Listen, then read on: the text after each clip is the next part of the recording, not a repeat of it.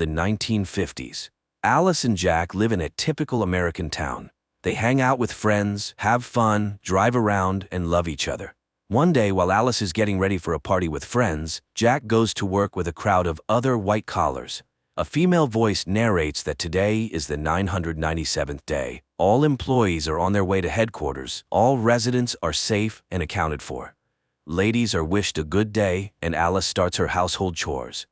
Then she goes to her dance classes, like all the exemplary wives in town. The instructor, Shelley, reminds them, beauty is in control and grace is in symmetry. After the class, Alice returns home, chats with her neighbor Bonnie, who constantly scolds her children, and goes to take down the dried laundry. A catchy tune constantly plays in Alice's head, and she hums it. Suddenly, she notices another neighbor, Margaret, standing in front of her house, oblivious to her surroundings. Alice starts cooking, but one egg arouses her suspicion. She squeezes it in her hand and the egg turns out to be empty. She crushes the rest, they're all hollow. This activity is interrupted by burnt meat. In the evening, she greets her husband, beautifully dressed, with her hair done, and at a set table. However, her husband decides to start with another, more pleasant activity. The next day, the women relax by the pool. Alice is distracted, the song in her head again causing her concern. Then a visual sequence appears, a circle of women in wigs. Later, Alice approaches a model of the town and mindlessly traces her finger along the streets. And when she leaves the town limits, Bonnie picks her up. It's time for cocktails served by her children. During this time, the men discuss distracting topics. Everything is decent, sunny, and calm. A signal sounds, and Shelley welcomes the new residents. She is happy that the couple can learn from her husband, Frank, who has created something extraordinary, a new world. Margaret interrupts Shelley's speech, saying she and her husband shouldn't be here. Alice's husband hastily leads her away, and the newly appeared Frank apologizes to the guests. The couple is going through a tough time. They're tasked to chase dreams and confront chaos, the main enemy of progress. And they all change the world. The guests echo Frank's words. Everyone here is happy, they are all one family. The man thanks the women for supporting their husbands, they are their support. The fun continues. Alice goes to find Jack, but finds Margaret, who says she has nightmares she can't be here, but Alice's husband quickly pulls the curtain in front of Alice. Alice finds her husband in the house. Jack kisses her, and the couple gets some alone time. But at the brightest moment, Alice sees Frank, who, smiling, watches their lovemaking. Later, the women gather in a shopping center and discuss their perfect lives, and poor Margaret. Alice feels sorry for her neighbor, though Bonnie thinks she brought the trouble on herself. After all, she took her son into the desert by herself. They found her, but without the child. The conversation turns to what the men are doing. No one knows for sure, but it's said that they are making weapons. Bonnie cuts in. That's not their business. Women also do work. They create comfort.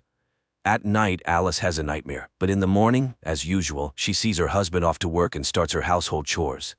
Then she goes on a trip. She is the only one left on the trolley bus and says she just wants to ride. Suddenly, she sees a plane flying towards the mountains, and then it crashes. Alice yells to the driver, but he doesn't understand what she wants. She urges him to help the victims, but he is on his route and cannot deviate. Alice jumps out of the trolleybus and runs towards the mountains. She walks a long way through the desert, then reaches a road and climbs a high mountain, topped by a strange dome. She approaches closer and stops at a mirrored glass. Around her, no one, only her reflection. Alice raises her hands to the glass and loses consciousness. In front of her in the darkness, a circle of dancing women and a male voice calls for order. People must allow themselves to discover what life should be like. The next moment, Alice finds herself on her bed. Coming to the kitchen, she sees Jack preparing dinner. The dishes are in disarray, many groceries spoiled. Alice doesn't understand what's happening, and her husband explains that when he came from work, she was already asleep, and she returned home on the trolley bus. Alice doesn't understand. Did the driver come back for her? But now Jack looks at his wife uncomprehendingly. Alice decides she saw everything in a dream. The next morning, everything goes as usual. Alice sends her husband off and starts cleaning the window glass, but suddenly it seems to move. It presses her against the wall, and the woman is gasping for air. The next moment, the phone rings and Alice is completely free. Margaret's voice on the phone urges her to get out of there. After all, she was there and saw it all herself. Alice again sees dancing women, but now it is herself and her friends. and suddenly, instead of her own reflection, Margaret appears, approaching the mirror from the other side and starts banging her head against the surface. Alice screams and comes to. She runs home and sees Margaret on the roof of her house. Turning to Alice, the woman cuts her own throat and falls down. Alice screams in horror, and the arriving employees pick her up and carry away the neighbor's body. In the evening, she tries to explain to Jack, but he doesn't believe his wife. Margaret is in the hospital. She accidentally cut herself while washing windows. Alice feels guilty because her neighbor asked for help. What is happening around them? She asks him to tell her what he is doing on the project, but he cannot talk about it. He asks her to stop the hysterics, which could ruin everything. At night, Alice watches an advertisement for their town and catches herself thinking that it feels like she is floundering in a pool from which it is impossible to swim out. In the morning, she is cooking and suddenly starts wrapping her head with cling film. Alice seems to want to bring herself to her senses, but even the suffocation doesn't help, and she tears off the film. The arriving doctor assures the woman that it's just nervous strain, as Alice witnessed Margaret falling. The woman again insists that her neighbor slit her own throat. The doctor suggests prescribing her pills, but Jack refuses. They will cope. The doctor assures Margaret will soon recover and return home. He leaves, forgetting his briefcase, from which Alice manages to pull out a folder with Margaret's personal file. But all the text is smeared, unreadable. Alice burns the folder. She drinks alcohol and again sees dancing women. Then she finds herself in the bathroom. Jack is unhappy. They will be late, and he brings her a dress. Then he asks Alice to think about having a child, and tonight they have a wonderful evening ahead. The couple arrives at a restaurant where all the town's residents have already gathered. A performance by a glamorous blonde is demonstrated to the audience, and Alice again sees the circle of women and Margaret killing herself. Alice feels ill, but those around her do not notice. Frank gives a speech and invites Jack on stage. He is ready to congratulate the man as he is now entering the senior expert council. He presents Jack with a token of loyalty, a ring. The audience applauds, and Jack performs a dance of gratitude. Alice, unable to watch this, runs to the bathroom. She has a vision of another Jack who has lost his job. A perplexed Bonnie finds her. Alice tries to explain something, but her friend interrupts her. Was Alice at the headquarters? Has she gone mad? She's acting like a spoiled child. Her job is to support her husband, yet she is ruining his career. And now she is behaving like Margaret. Returning to the hall, Alice watches Jack's triumph and restrains herself. In the morning, Jack reminds her that they will have guests in the evening. She needs to express gratitude to Frank. Alice greets the guests with a smile on her face. Everything, as always, is perfect. Her husband meets Frank while Alice finishes the appetizers. The man enters the kitchen and suddenly starts talking to the hostess. He regrets that Bonnie didn't believe her, but she didn't believe Margaret either. He has been waiting a long time for someone to challenge him. The guests sit down at the table. Alice demonstratively takes the host's seat. Jack, complying, sits next to her. The conversation about nothing begins. Suddenly Alice asks why all the women in the town are from one, at most two states, and they all vacation in the same places. Jack tries to steer the conversation away, but Alice continues. They all met their husbands on a train, under similar circumstances. All their stories are the same because they are told what to remember, but sometimes they suddenly remember the forbidden. Frank is doing something with all of them. The man, smirking, reminds her of her nervous breakdown. Why isn't she getting treated? And why was she at the headquarters? Jack is horrified. She was at the headquarters? Frank continues. She broke the rules. It's the result of psychosis, but she revealed herself to him in his bedroom. Alice is stunned by such a dreadful lie, but Jack believes Frank unconditionally. The woman tries to appeal to the guests' common sense. Where do these products come from? And what's in them? But then Shelley stands up. She will no longer allow her husband to be insulted. The guests leave. Frank is disappointed. He expected something more interesting from her. Jack, having seen everyone out, returns to the house. Alice tries to convey to him that he is the most precious person to her. And she asks to leave here, anywhere just together. And Jack agrees. They leave the house and get into the car, and then the husband apologizes to his wife, but in the next moment employees pull her out of the car and carry her into the darkness. Alice finds herself on an operating table. Visions with her husband pass by. A doctor in a mask leans over her, in which she recognizes herself. In the next moment, Dr. Alice finishes the operation and goes home, where her unemployed husband meets her. He hasn't prepared dinner because he didn't know what she would want. There's also no hot water. Alice is very tired. She has been standing at the operating table for 30 hours, so she denies her husband intimacy. He sits at the monitor and listens to the advertisement for a new simulation. And again, a sunny morning in Paradise Town. Alice returns to her surroundings. An enthusiastic Bonnie meets her and shares the latest news. Alice hugs her children and does not notice her friend's worried look. Her husband goes to work. Alice does household chores, dances, and swims. And she meets her husband.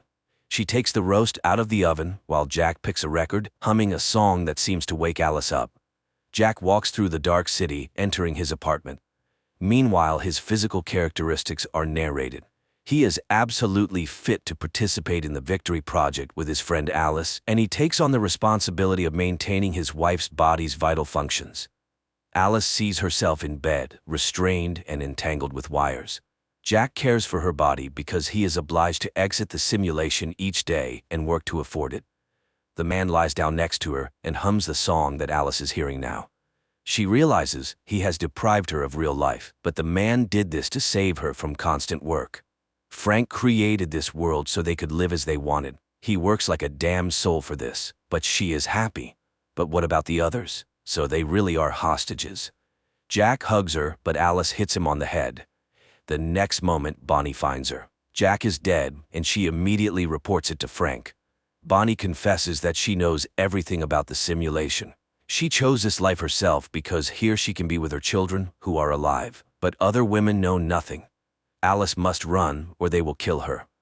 The woman steps out into the yard, goes to Jack's car, and drives into the desert. Employees chase after her. Cars catch up with her, but Alice, making a maneuver, causes a collision in which a doctor dies. Her pursuers continue the chase. Frank is informed of the incident. He orders the woman to be captured at all costs. In the next moment, Shelley stabs him with a knife. He is a fool and has botched everything.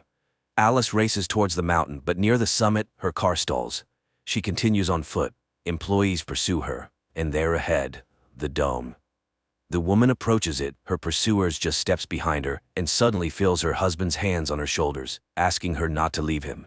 Shelley reaches out. A strike. Darkness. Visions of the perfect life and victory. And a sigh from a woman waking up in reality. That case when it's hard to take someone's side. The husband deprived his wife of reality with good intentions to make her happy, and probably many would want to escape into the simulation from everyday problems.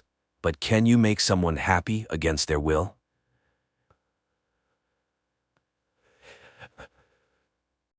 Every day, a young fisherman named Syracuse sets out to fish off the coast of Ireland. One day, he finds a young woman in his nets. He helps her, and when she regains consciousness, he is relieved to see that she seems unharmed. However, she behaves quite strangely and refuses to go to the hospital. She also can't remember her name, which Syracuse attributes to amnesia. He takes her to his late mother's house, offers her some sandwiches, and suggests she stay there for a while. He needs to go see his daughter. Annie lives with his ex-wife, Maura, and today he has to take the girl to dialysis. While the procedure is ongoing, he tells Annie a story about a fisherman who caught a woman from the sea. Annie explains that it was likely a selkie, a creature she learned about at school. Sometimes they come ashore until the sea calls them back. After the procedure, Syracuse takes Annie back to her mother, who is eager to show her the new electric wheelchair she received. Annie shows off the chair to her father, but her mother immediately criticizes him for not talking to the doctor about a new kidney for their daughter. The next morning, Syracuse finds a woman washing clothes in a stream, singing in an unknown language. She asks if she can come with him, and he lets her board his boat. On the way, she says her name is Ondine, which means from the water. Soon, Syracuse's boat stops for lobster fishing, but the baskets come up empty. Ondine begins to sing a song that Syracuse has never heard before, and suddenly every basket is filled with a catch. She helps him pull them out and is surprised when he throws the smaller ones and extras back into the sea.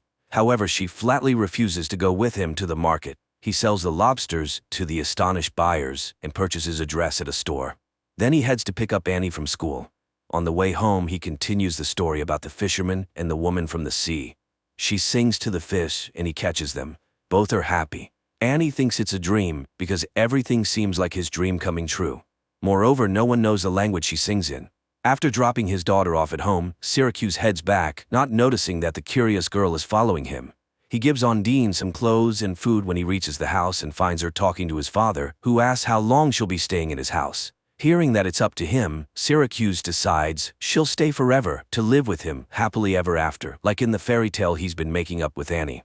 After seeing everything with her own eyes, Annie goes to the library and asks for books about selkies. Meanwhile, Syracuse goes to church to confess, admitting he's an alcoholic, even though he hasn't drunk for over 2 years.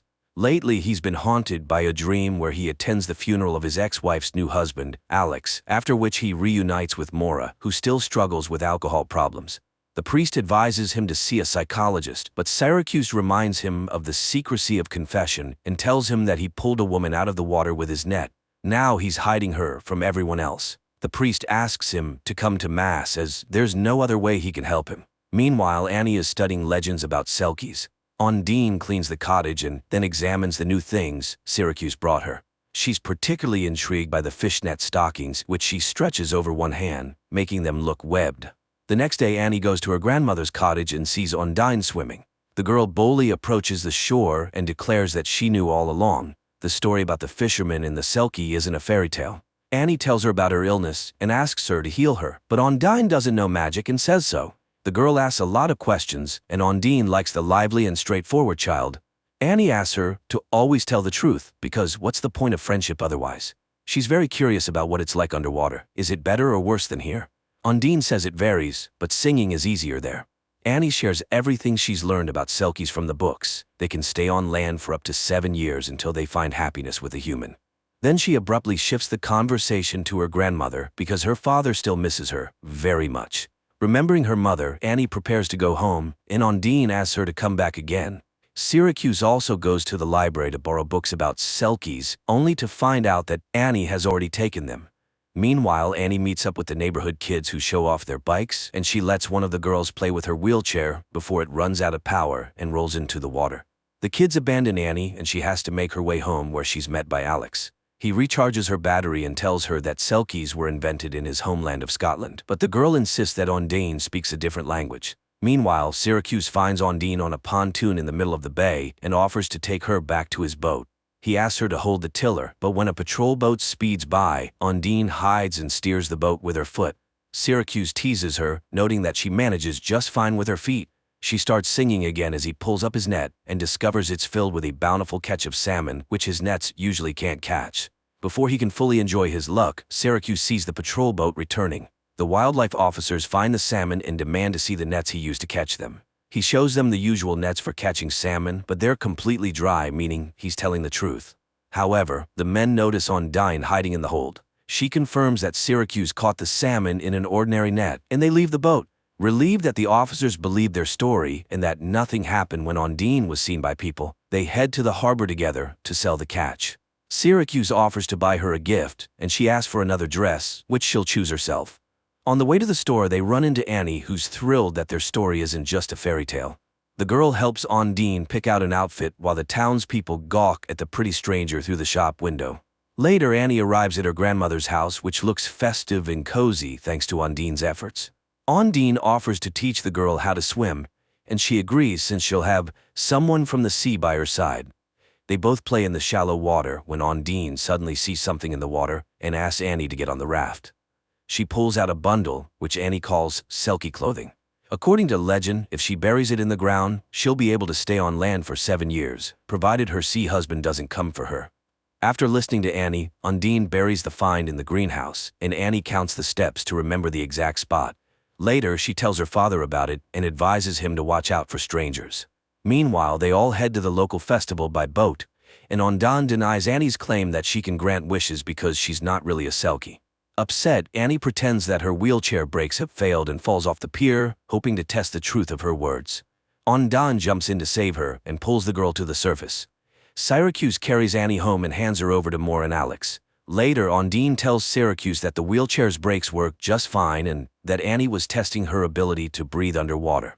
He confesses that he used to drink heavily, but one day he returned from a trip to find Annie's mother sleeping next to their unconscious child. They saved the girl, and he decided that one of them had to stay sober at all times. Meanwhile, Maura tells Annie that a dark-haired stranger has been looking for the fisherman's girlfriend, which causes the girl to have a nightmare. Meanwhile, Syracuse and Ondine become intimate. Later, he goes to confession and admits to the priest that he sinned with Ondine the night before, and now he fears the luck she brings because he's long lost hope for the best. He knows that something wonderful or terrible will happen, and he's afraid of both. After the conversation, the fisherman steps outside and is approached by an unknown man who starts asking questions about Ondine. Syracuse ignores him and walks away. That day, he takes Annie to dialysis as usual, but when they return home, no one is there. Maura and Alex had been out drinking at the nearby pub. Syracuse takes the girl there. Finally reaching home, he finds the doors broken in and Ondine nowhere to be found.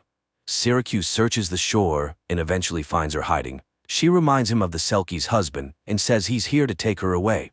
Meanwhile, the intoxicated Maura is riding her daughter's wheelchair and, despite Alex's warnings, is determined to make it home on it. Syracuse hides Ondine in a secret cave behind the waterfall, offering to grant her a wish, but her only wish is for Annie to get well, so he wishes for her to be able to stay. Meanwhile, the man searching for Ondine is driving around town and gets into a car accident, colliding with a car driven by the intoxicated Maura. Alex is thrown through the windshield. Annie, however, manages to buckle up, but still sustains injuries. Syracuse and Ondine, driving by, recognize the car. Syracuse screams and rushes at the medics as they load Annie onto a stretcher to take her to the hospital. Later, they find the girl in the hospital and learn that she's undergoing an immediate kidney transplant from Alex, who, by a stroke of luck, was a compatible match. Meanwhile, the unknown man meets Ondine in the hallway.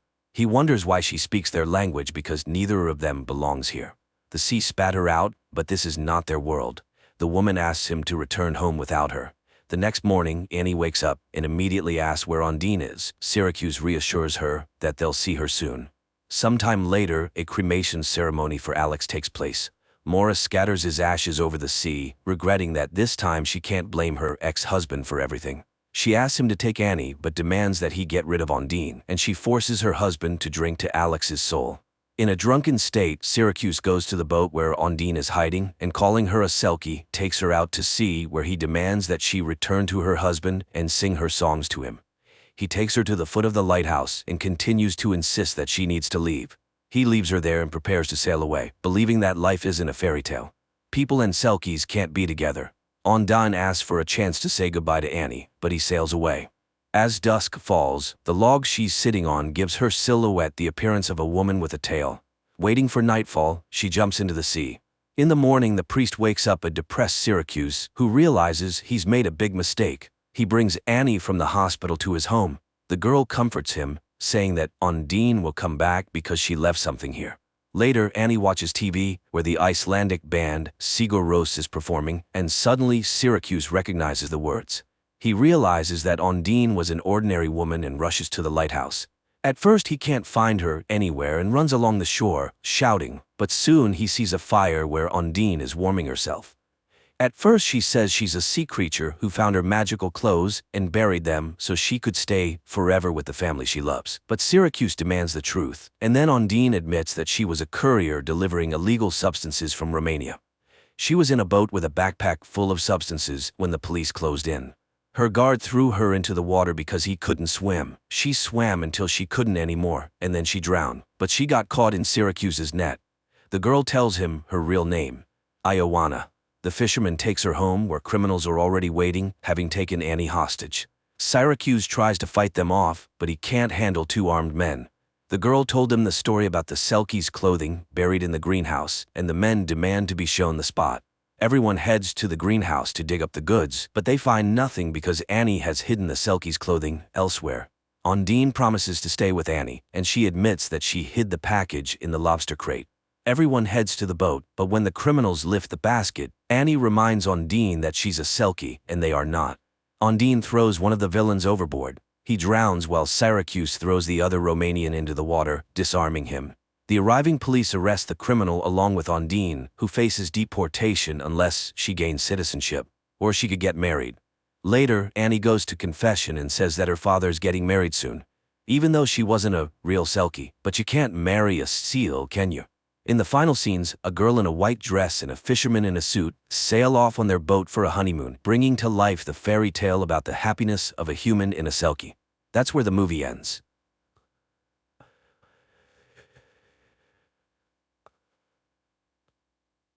1,000 years ago, the first settlers left Earth and formed the League of Free Worlds.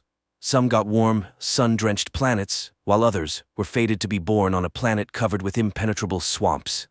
People built a model city there where order, prosperity, and total control reigned. Christie was among those who couldn't reconcile with such an existence, which landed her in prison. But since there is no death penalty on planet XT-59, a group of 10 prisoners is sentenced to lifelong exile in the swamps. If lucky, they might reach the Paradise Islands, but no one recalls such instances since the swamps are teeming with dangerous creatures.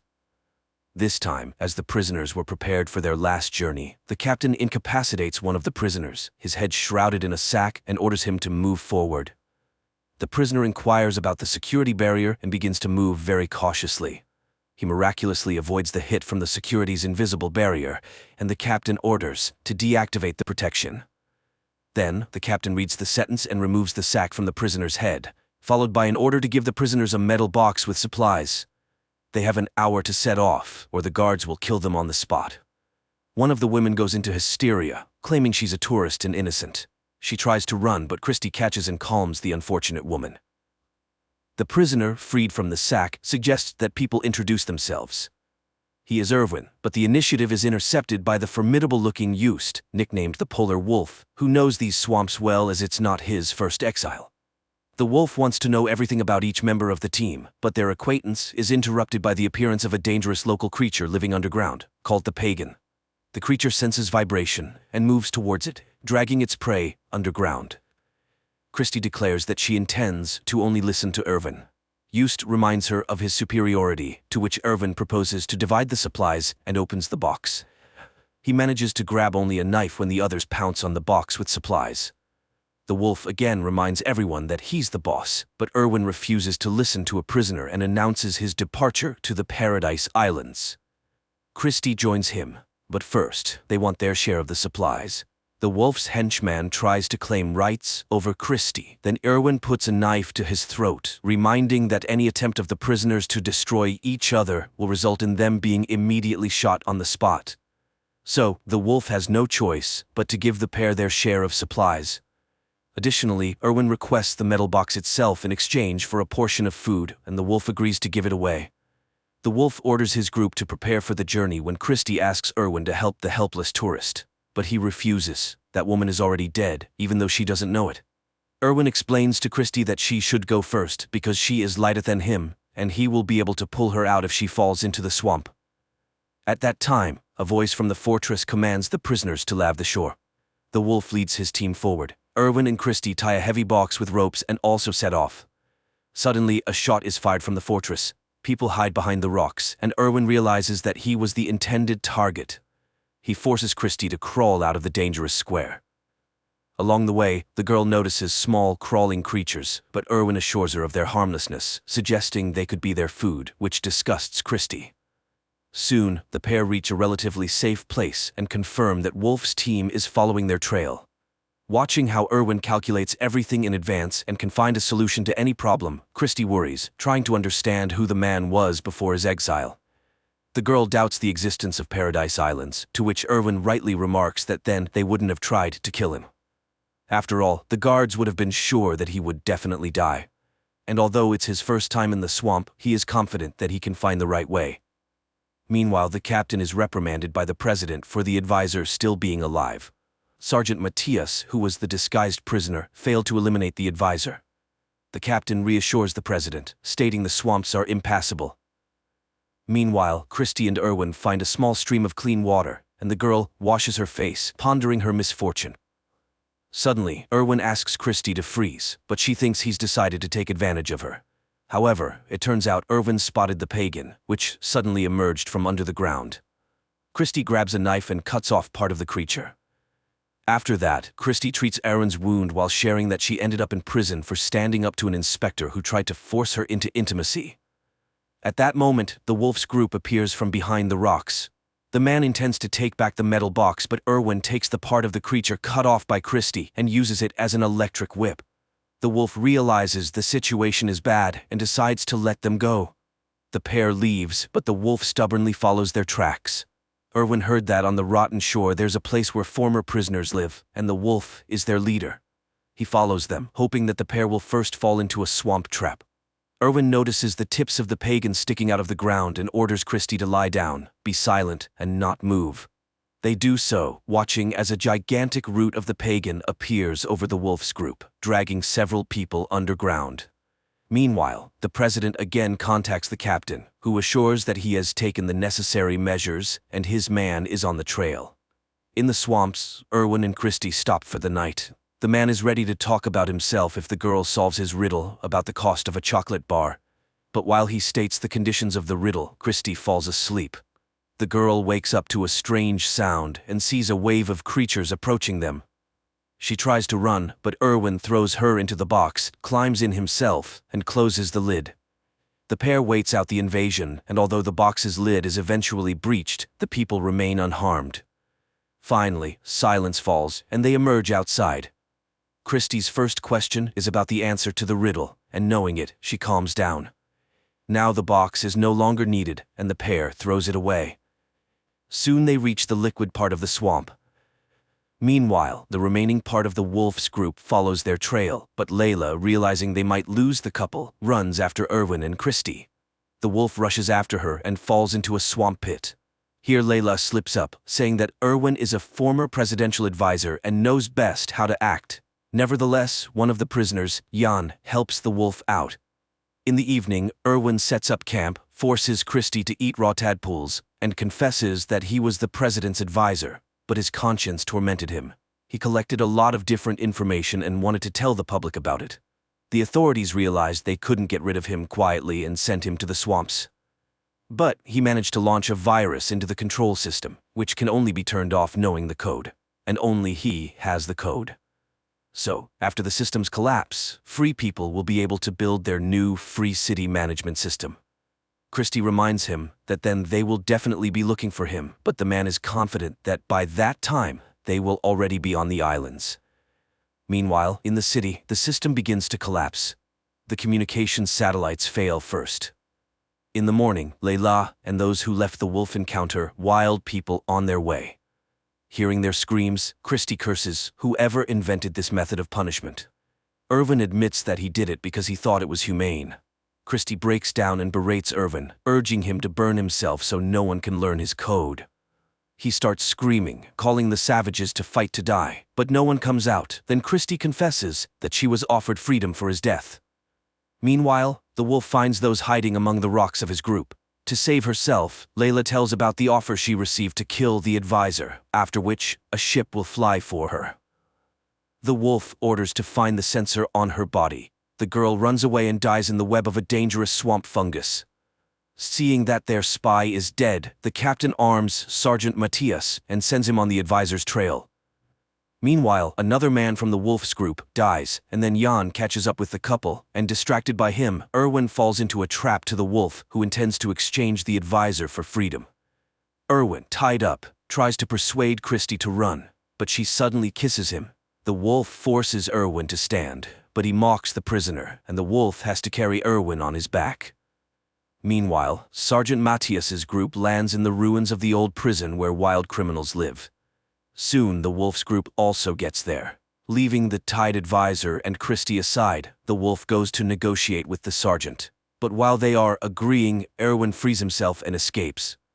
The wolf promises to find him but gets shot by the sergeant, after which Matthias finds Christy and Jan, and killing the latter leads the girl forward. Erwin confronts Matthias and demands to release Christy in exchange for himself. The military agrees but shoots a tranquilizer, hitting Christy, and himself receives a knife in the back from the fatally wounded wolf. Erwin thanks the dying man, who advises not to go to the Paradise Islands because they don't exist. Then he drinks poison to avoid suffering. Later, Erwin, carrying Christy in his arms, reaches the sea, and the advisor realizes that the Paradise Islands are rafts made of plants, and they can cross the strait on them. Meanwhile, the captain loses contact with Matthias and realizes that further search for the advisor is useless, but he sends the last combat drone after him. At this time, Christy comes to her senses and realizes that their island is gradually sinking. The prisoner with them, Job, hears this and goes into the water to save the couple. Soon they hear the sound of an approaching drone, but the drone fails to reach them and falls into the water, thereby proving that Erwin's virus worked and the city's control system is destroyed. Their joy is overshadowed by a cliff appearing ahead. The couple wraps themselves in their plant-made island and miraculously survives a gigantic waterfall. Soon, they reach the shore, where a secret bunker is set up in case of the president's escape, designed and built by Erwin. But he doesn't know the entire code. The last figure was entered by the president. There are only 2 attempts, so guessing it is impossible. Then Christy remembers the riddle about the chocolate bar and, knowing the president's answer to it, which Erwin also posed to him, suggests entering the number he named. And the bunker opens. But then it turns out that the hidden spaceship there is single-seated. Erwin insists that Christy should fly alone, but she refuses because she loves him.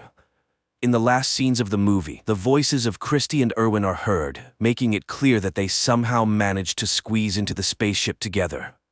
Thanks to their rescue, the League of Free Worlds learned the truth about the planet and destroyed the remnants of the total control system.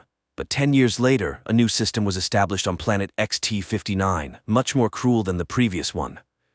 The movie is simple and at times imperfect, but it's truthful and unexpectedly relevant because no one can bring freedom to the people from the outside. Everything is achieved only through one's own efforts and by taking responsibility for oneself and no one else.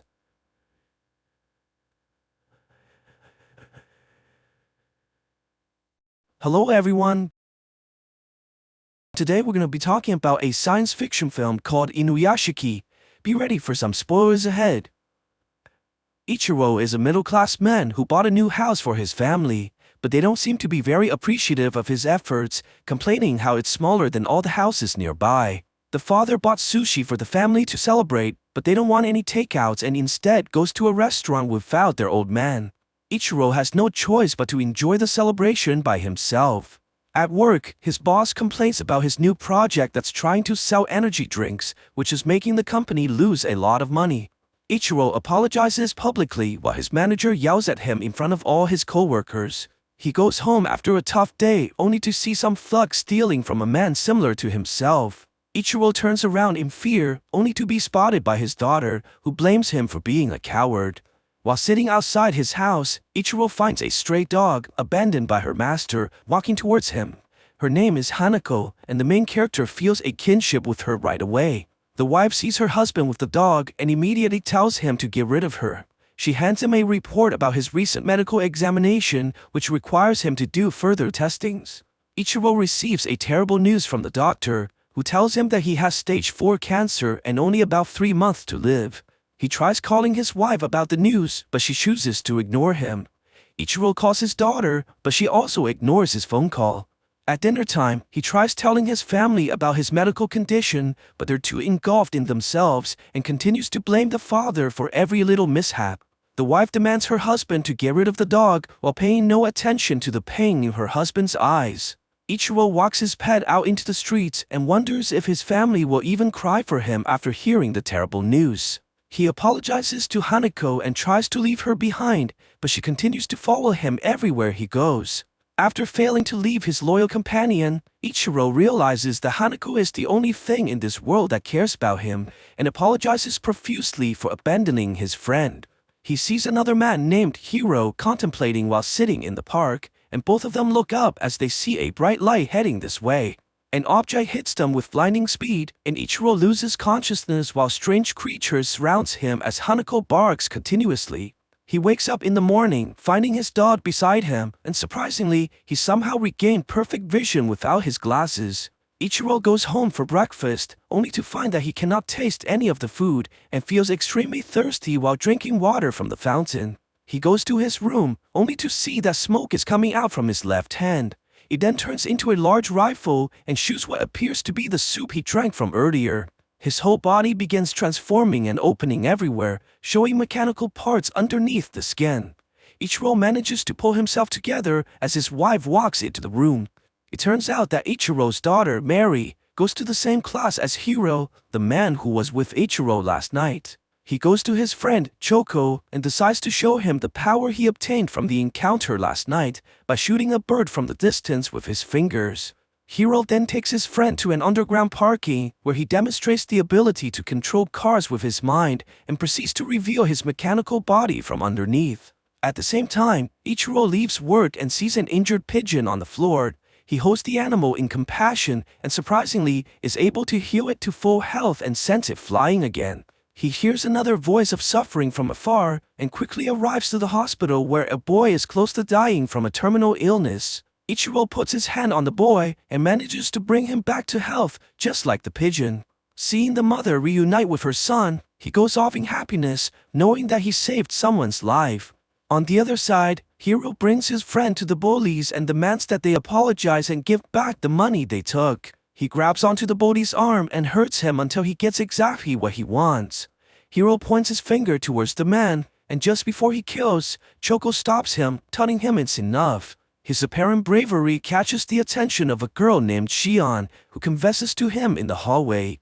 Hiro thanks her for the compliments and walks away with a smile. We learn that his mother is divorced because Hiro's father left her for another woman. Even though she was betrayed by her ex-husband, she still shows care for his health and wants Hiro to spend time with his father.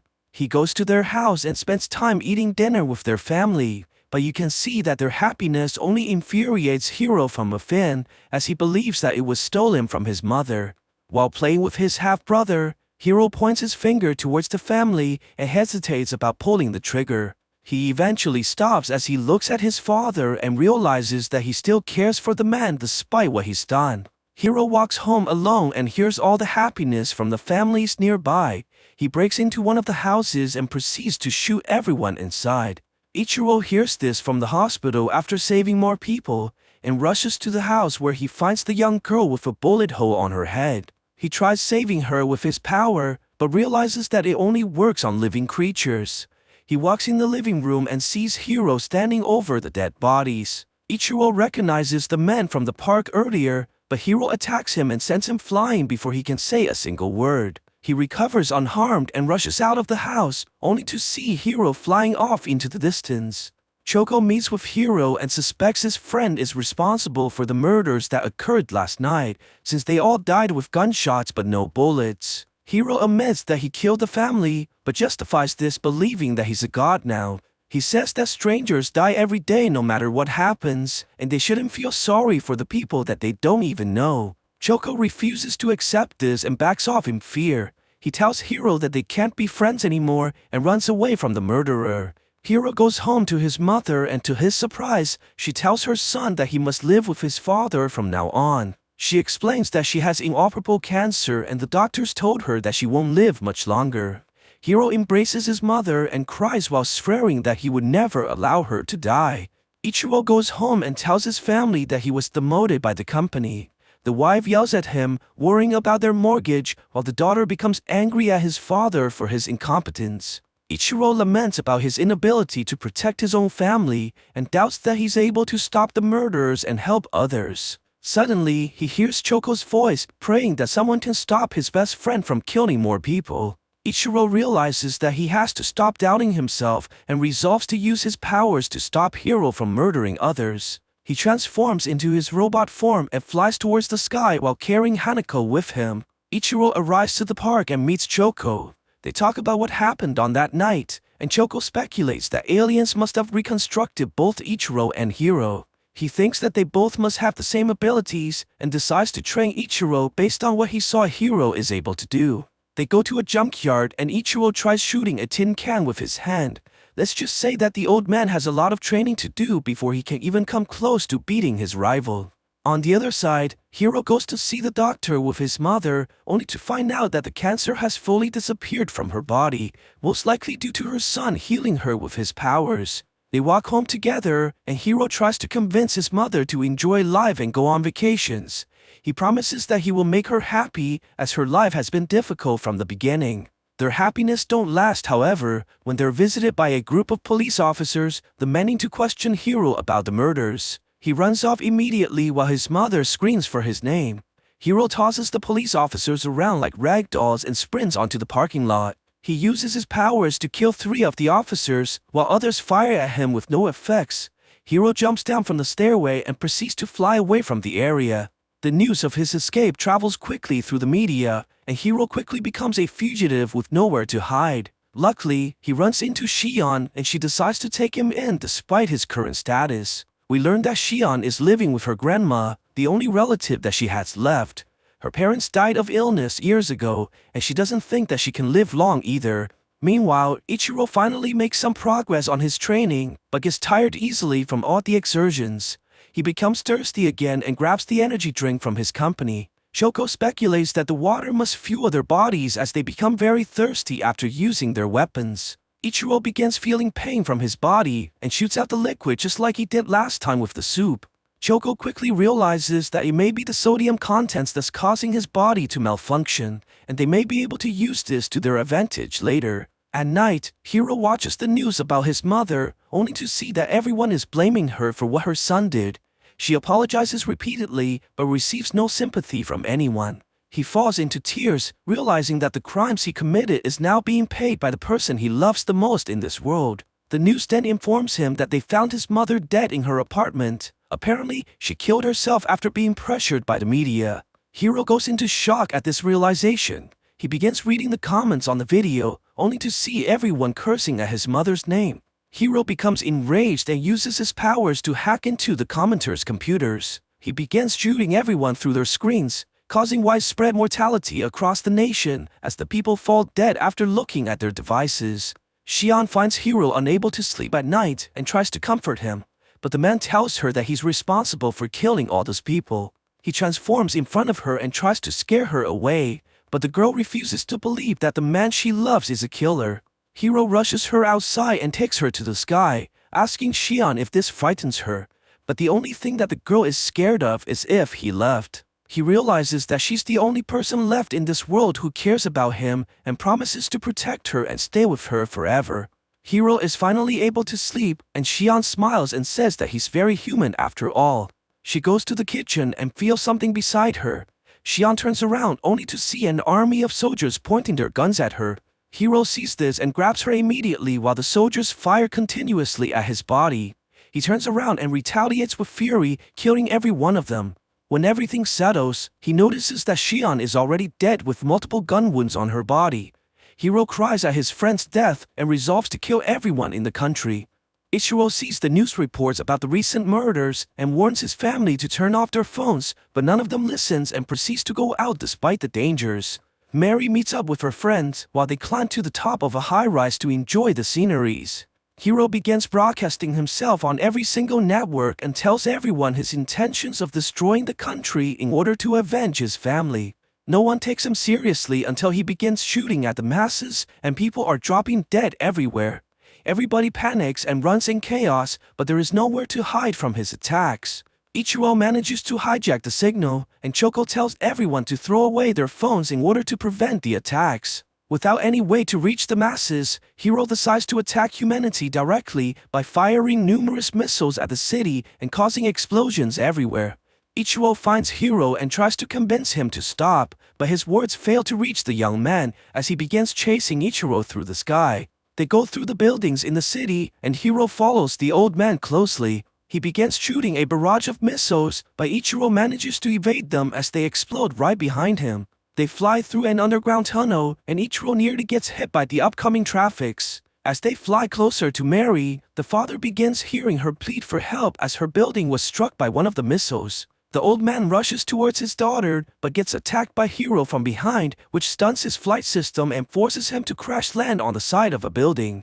Ichiro tries shooting at the man, but Hiro dodges the attacks and kicks him through the building. They crash into a helicopter and knocks it towards the walls, causing it to explode. They land on a rooftop and Ichiro continues to beg Hiro to stop killing. The young man takes out a bottle of water and tries to recharge, but Ichiro destroys it. Hiro charges at him and takes the water from the old man. He drinks the whole bottle and continues to fire missiles, sending Ichiro flying into the sky. Hiro chases the old man as they fly further into the atmosphere. He fires more missiles at Ichiro, who gets pushed by the explosion into outer space. Hiro punches him and takes this opportunity to grab the old man, planning to finish the fight with a final attack. To his surprise, instead of firing missiles, he shot out the water he drank earlier, which turns out to be energy drink replaced by Ichiro. Hiro falls back as his body malfunctions. Ichiro transforms his arm into a rifle and shoots numerous projectiles at Hiro, sending him flying towards Earth with the explosions. The old man flies towards the building where his daughter is at and sees Mary lying motionless on the ground. He tries everything in order to resurrect her and manages to bring back her breath. They embrace each other as tears fall from the old man's eyes. Suddenly, he gets kicked from the side, which sends him flying to the walls. It turns out that Hiro survived the fall from earlier and returns to take his vengeance. He learns that Mary is the old man's daughter and begins attacking her, shooting her stomach as Ichiro interferes. Hiro punches the old man around like a rag doll and continues to beat him in front of his daughter. He grabs Mary and takes her to the edge of the building. Hiro wants the father to experience the same despair which he feels every moment and throws the daughter off the building. Seeing his family about to get killed, Ichiro charges all his energy and flies towards Hiro. He crashes into the man and breaks off his arm while flying towards his daughter. Ichiro charges downwards and sees that Mary is still falling. He reaches out on the girl and manages to catch her right before hitting the ground. Mary wakes up after being healed by her father and realizes that her old man is a superhero. She sees him fly off as he rushes to save as many people as he could. Although the government has confirmed Hiro's death, they haven't really found his body on site, only shards of metals of unknown origins. Ichiro continues to have dinner with his family like everything is normal, but his daughter now sees that her father is a true hero. Choco goes home and to his surprise sees that Hiro is still alive, but missing an arm after the fight. He's glad to see that his friend didn't die and offers him to play the newest video game. Choco turns around after finding the game, only to see that Hiro has left, knowing that his presence would only endanger his best friend. So what do you guys think about this movie? Let me know in the comments below. And if you like my video, please press like and subscribe for more. I'll see you guys next time. Hello everyone, today we'll be talking about a fantasy film called Dragon Wars. Be ready for some spoilers ahead. Every 500 years, a woman is born with the spiritual energy to transform a serpent into a celestial dragon. The creature that possesses this power can determine humanity's fate by either destroying or saving the world. Somewhere in the city of Los Angeles, the police are examining the sudden appearance of a giant trail, seemingly caused by a large creature. Ethan is a reporter who's also here to investigate the situation, but the government agents refuse to answer any questions and tells him to leave immediately. However, the man notices something strange as he looks into the field and sees what appears to be a piece of scale buried inside the ground. Apparently, Ethan has seen this before when he was a child, and he begins recollecting the memories as he stares into a strange medallion that he wears. 15 years ago, Ethan went to a local antique store, accompanying his father as the man tries to sell a blade to the store owner named Jack. The boy looks through the items and sees a mysterious box unlocking itself after sensing his presence. The box opens and reveals a giant piece of scale that emanates an aura towards the boy. The store owner perceives this and begins having a heart attack. But when the father tries to call the ambulance, Jack tells the man to buy a medicine from the neighboring shop instead. Ethan's father tells the boy to look after the old man and runs off quickly, but it turns out that Jack faked everything in order to speak to the boy alone. He tells Ethan that there are giant serpents called imugis that live in the heavens, and every 500 years, one of the serpents is awarded for its good deeds and turned into a celestial dragon. For this to occur, the creature needs a magical object called the Yuiju, but the evil serpent Viraki and his followers have tried for a long time to steal this item. 5 centuries ago, the heaven decided to hide the Yuiju by sending it to a city in Korea and guarded by its best warriors Haram and his master Buchan. But the evil serpent also knew the location of this magical item and plans to steal it one day. The local lord's wife gave birth to a girl named Naren, and the one destined to be the holder of the Yuiju with a giant birthmark on her shoulder. When the girl becomes 20 years of age, the Yuiju would form inside her, and the evil serpent would appear once again. Naren soon becomes a beautiful woman, and she begins falling in love with Haram, who shares the affection as well. The master shows Haram the good Imugi, who's destined to become a celestial dragon, and the young man looks at the giant creature in shock as it swims inside the waters. Buchan also gives the man the medallion that only the protector of Yuiju wears, which can protect him from harm if his life is in danger. Eventually, the evil serpent brings all its followers to the village in search for the girl, and the army begins shooting numerous bombs at the people, causing tremendous damage. They charge at the city and kills all the men one by one, as the people are no match for their dragons and magic. They capture all the women and looks through every one of them, trying to find the girl with the giant birthmark on her shoulder. The army soon arrives at the Lord's house and kills Narin's father in front of her, causing the girl to run out and mourn for her dying parents. The soldier rips open her clothing, discovering her true identity, and forcefully takes her away from her home. Luckily, the master flies in and fights the army with his magic, giving Hiram the chance to save the girl.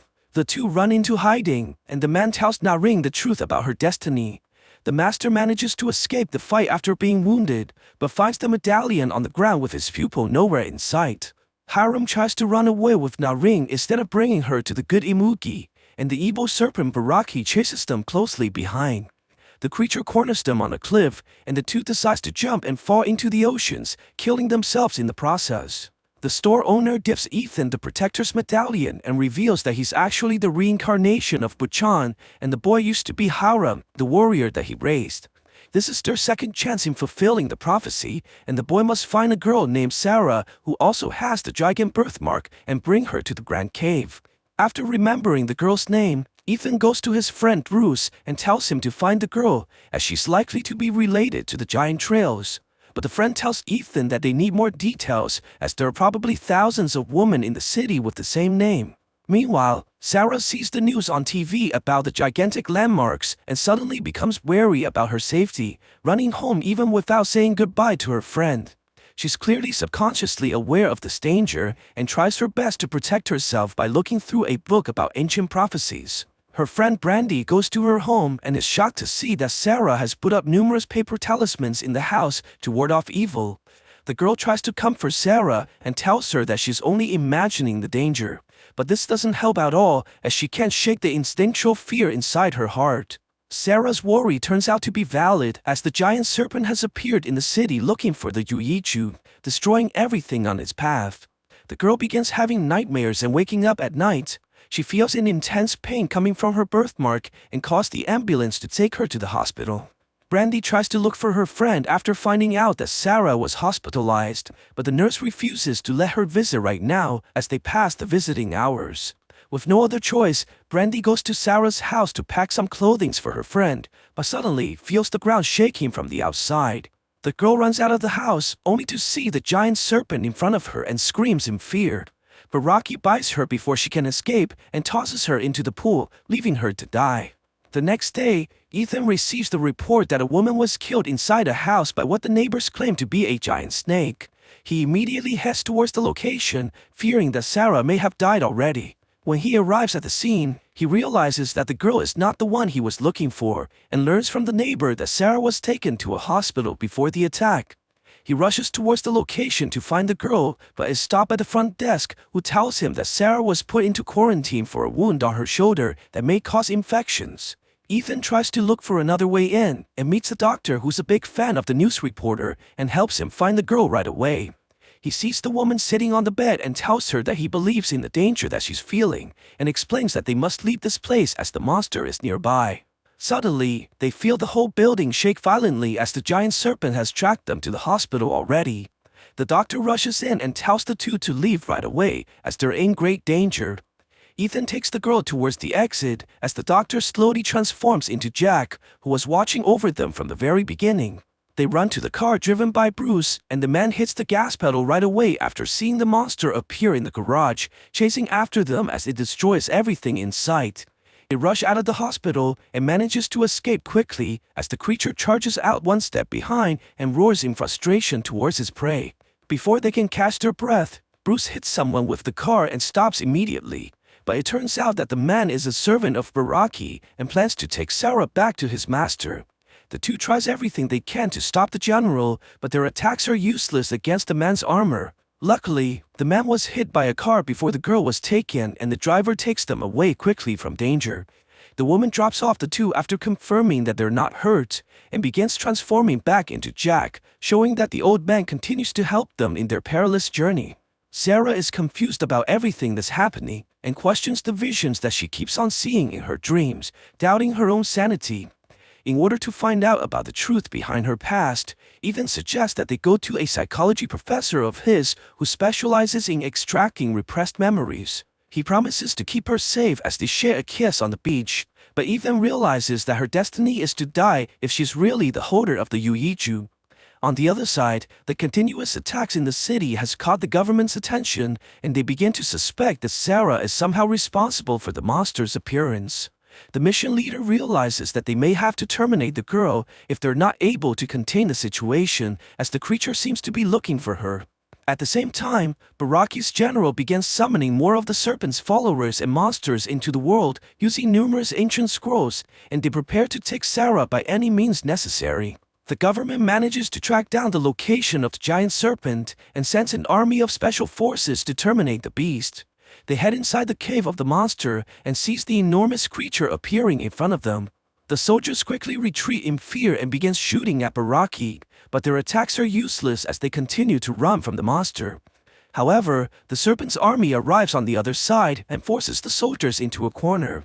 The general summons his magic towards the man and destroys them in a single attack. Meanwhile, Ethan's professor is trying to extract the suppressed memories from Sarah's mind, and eventually, the girl begins seeing her childhood and then further into her past life as well.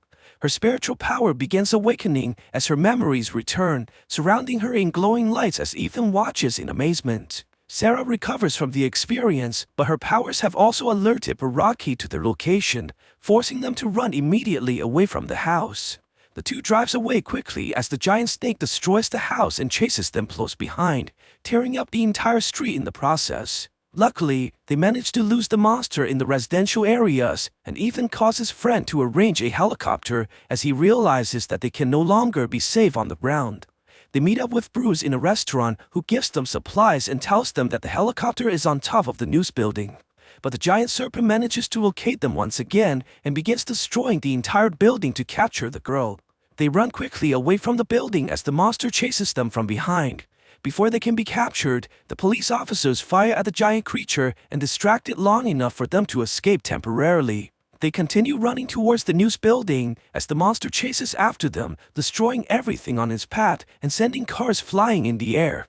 The people in the city panic and runs in fear while the creature causes numerous explosions, resulting in tremendous damage in the area. The two runs inside the news building and eventually makes it to the rooftop where the helicopter is waiting for them.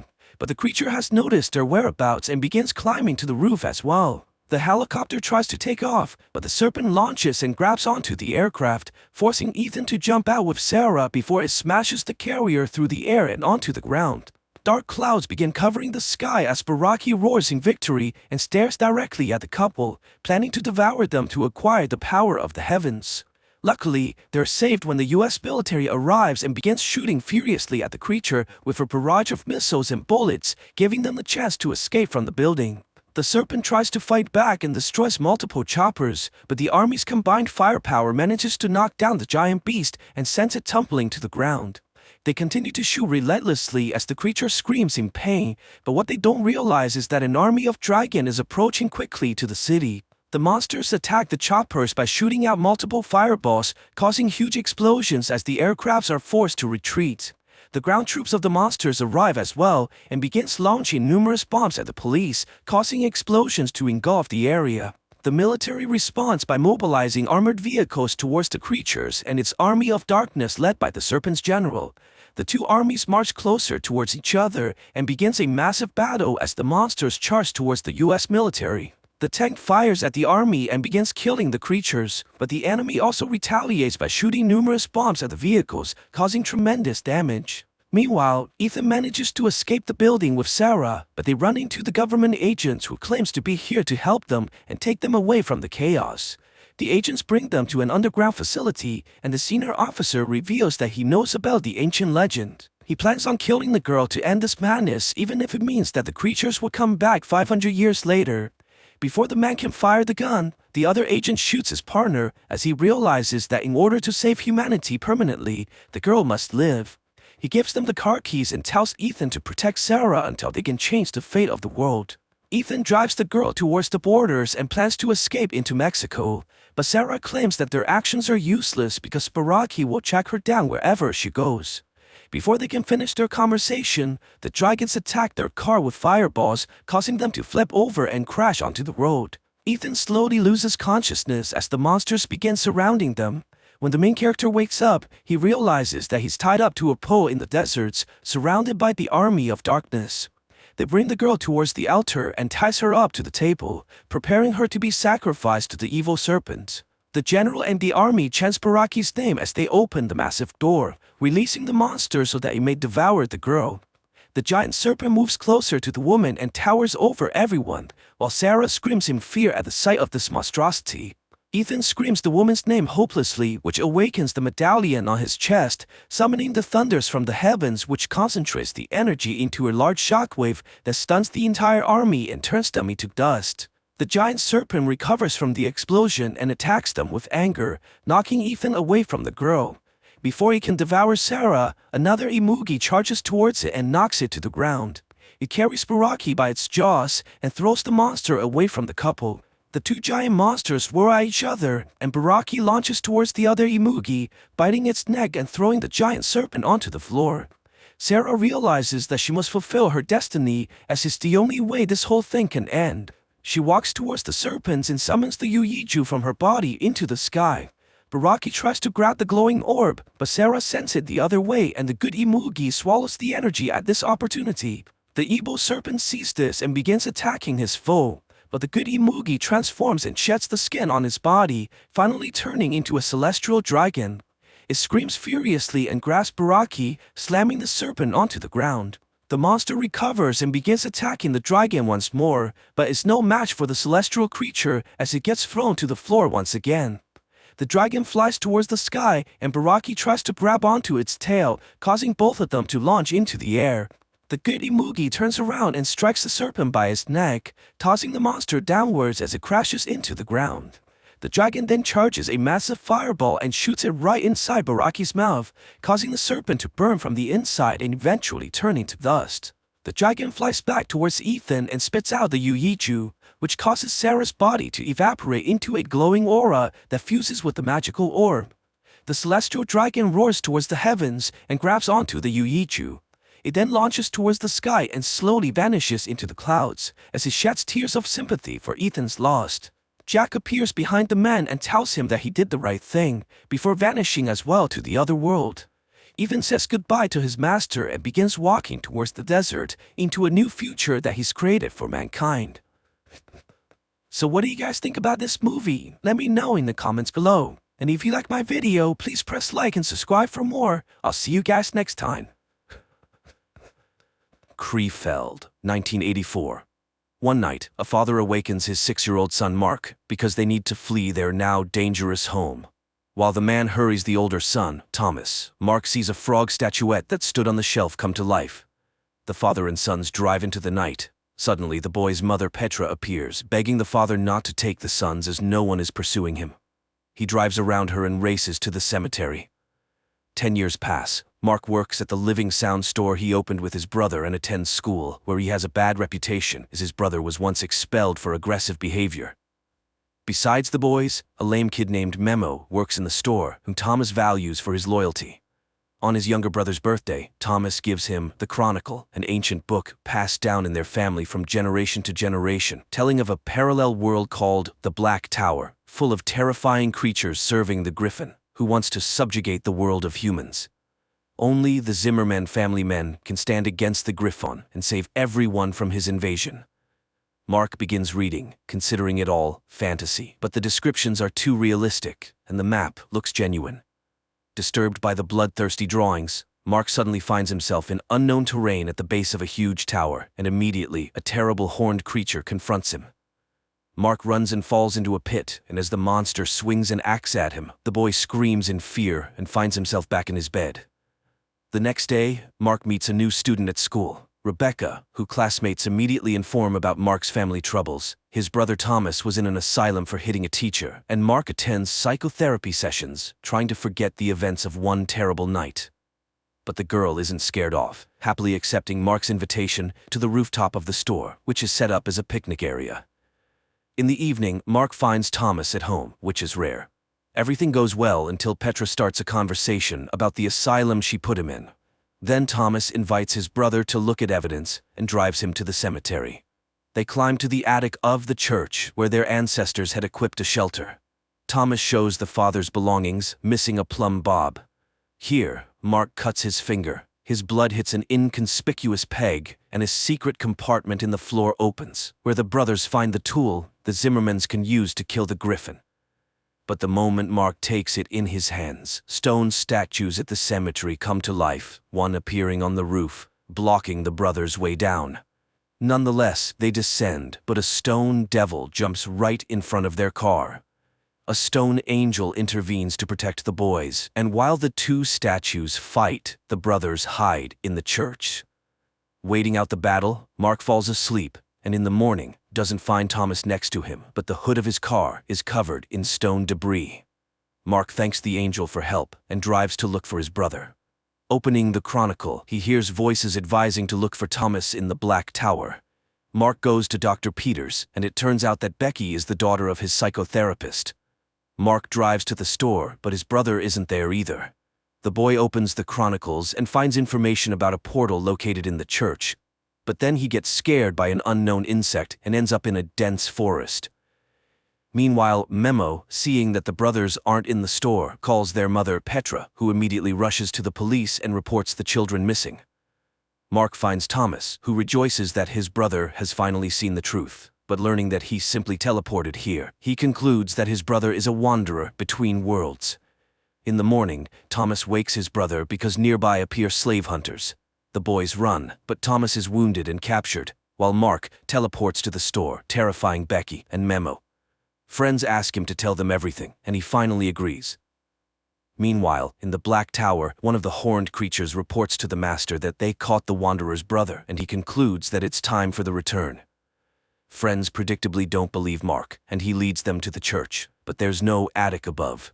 Becky considers this a cruel joke, as it was dangerous for Memo with his leg to climb up there.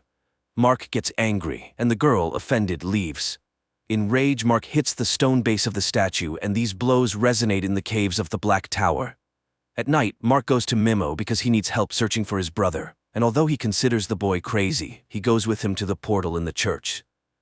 The boys follow the instructions from the book and find a door with signs in the basement. Mark performs the necessary manipulations, and the door opens.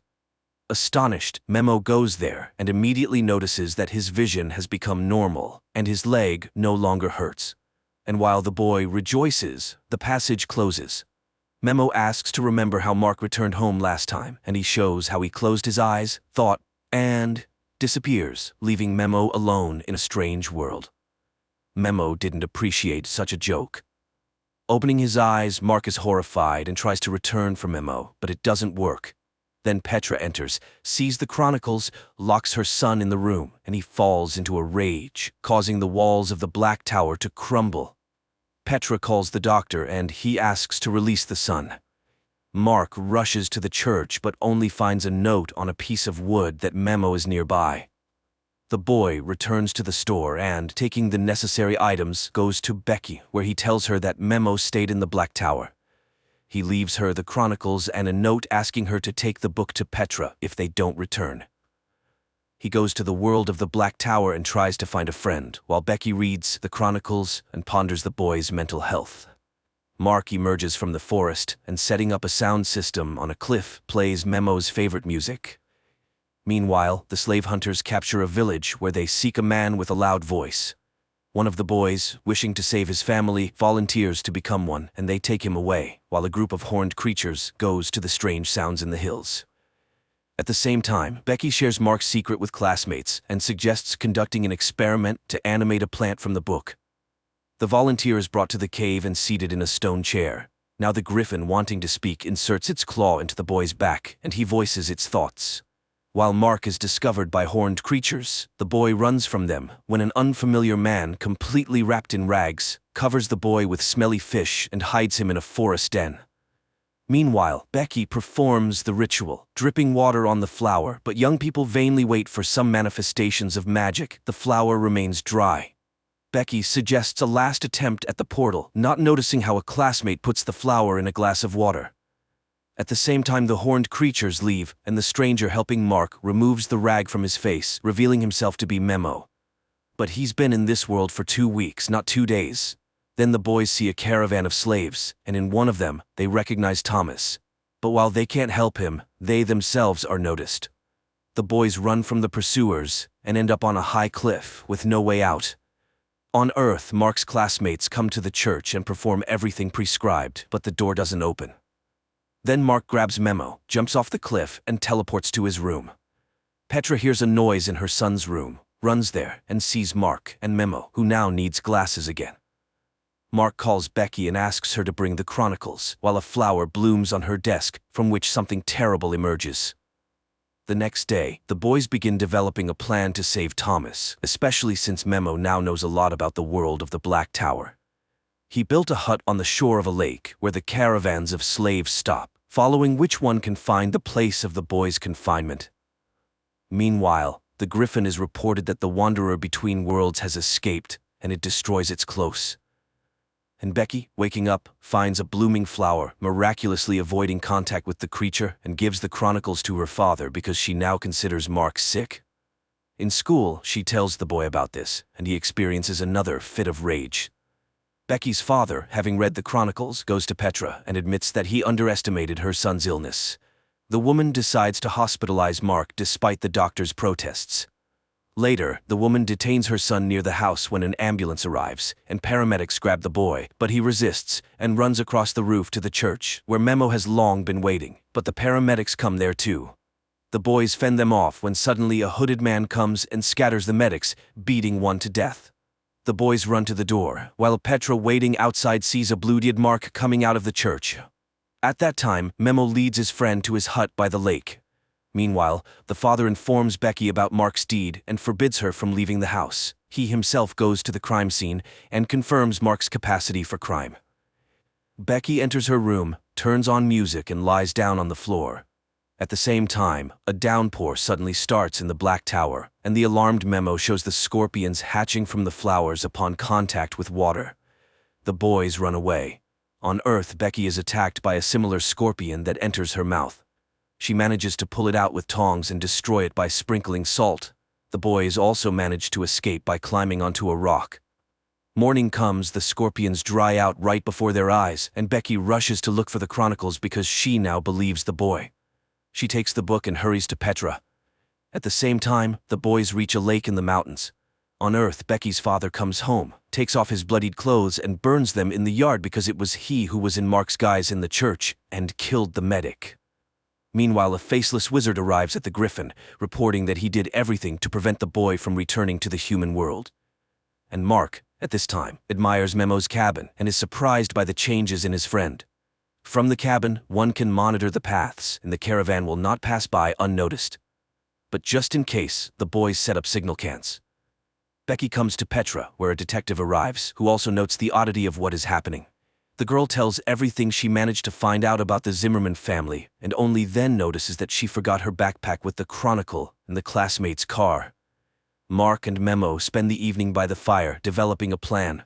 Mark can go to the mines, find Thomas, and teleport home with him. Memo is ready to walk to the portal that Mark will open, but the boy needs to train in teleportation. At this time, the wizard reports the plans of the boys who stopped at the lake. The Griffin orders their capture and reminds that he does not need complications in the human world yet.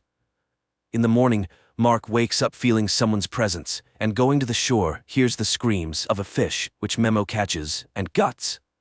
Mark remembers how and where he teleported, and begins training. At the same time, a messenger from the Black Tower comes to Dr. Peters's house, telling about Mark's appearance. The doctor is proud of himself because it was he who prepared the boy, invoking the necessary rage in him and cutting off his way to the world of people. After seeing off the guest, the doctor goes to Becky's room and discovers that she has disappeared.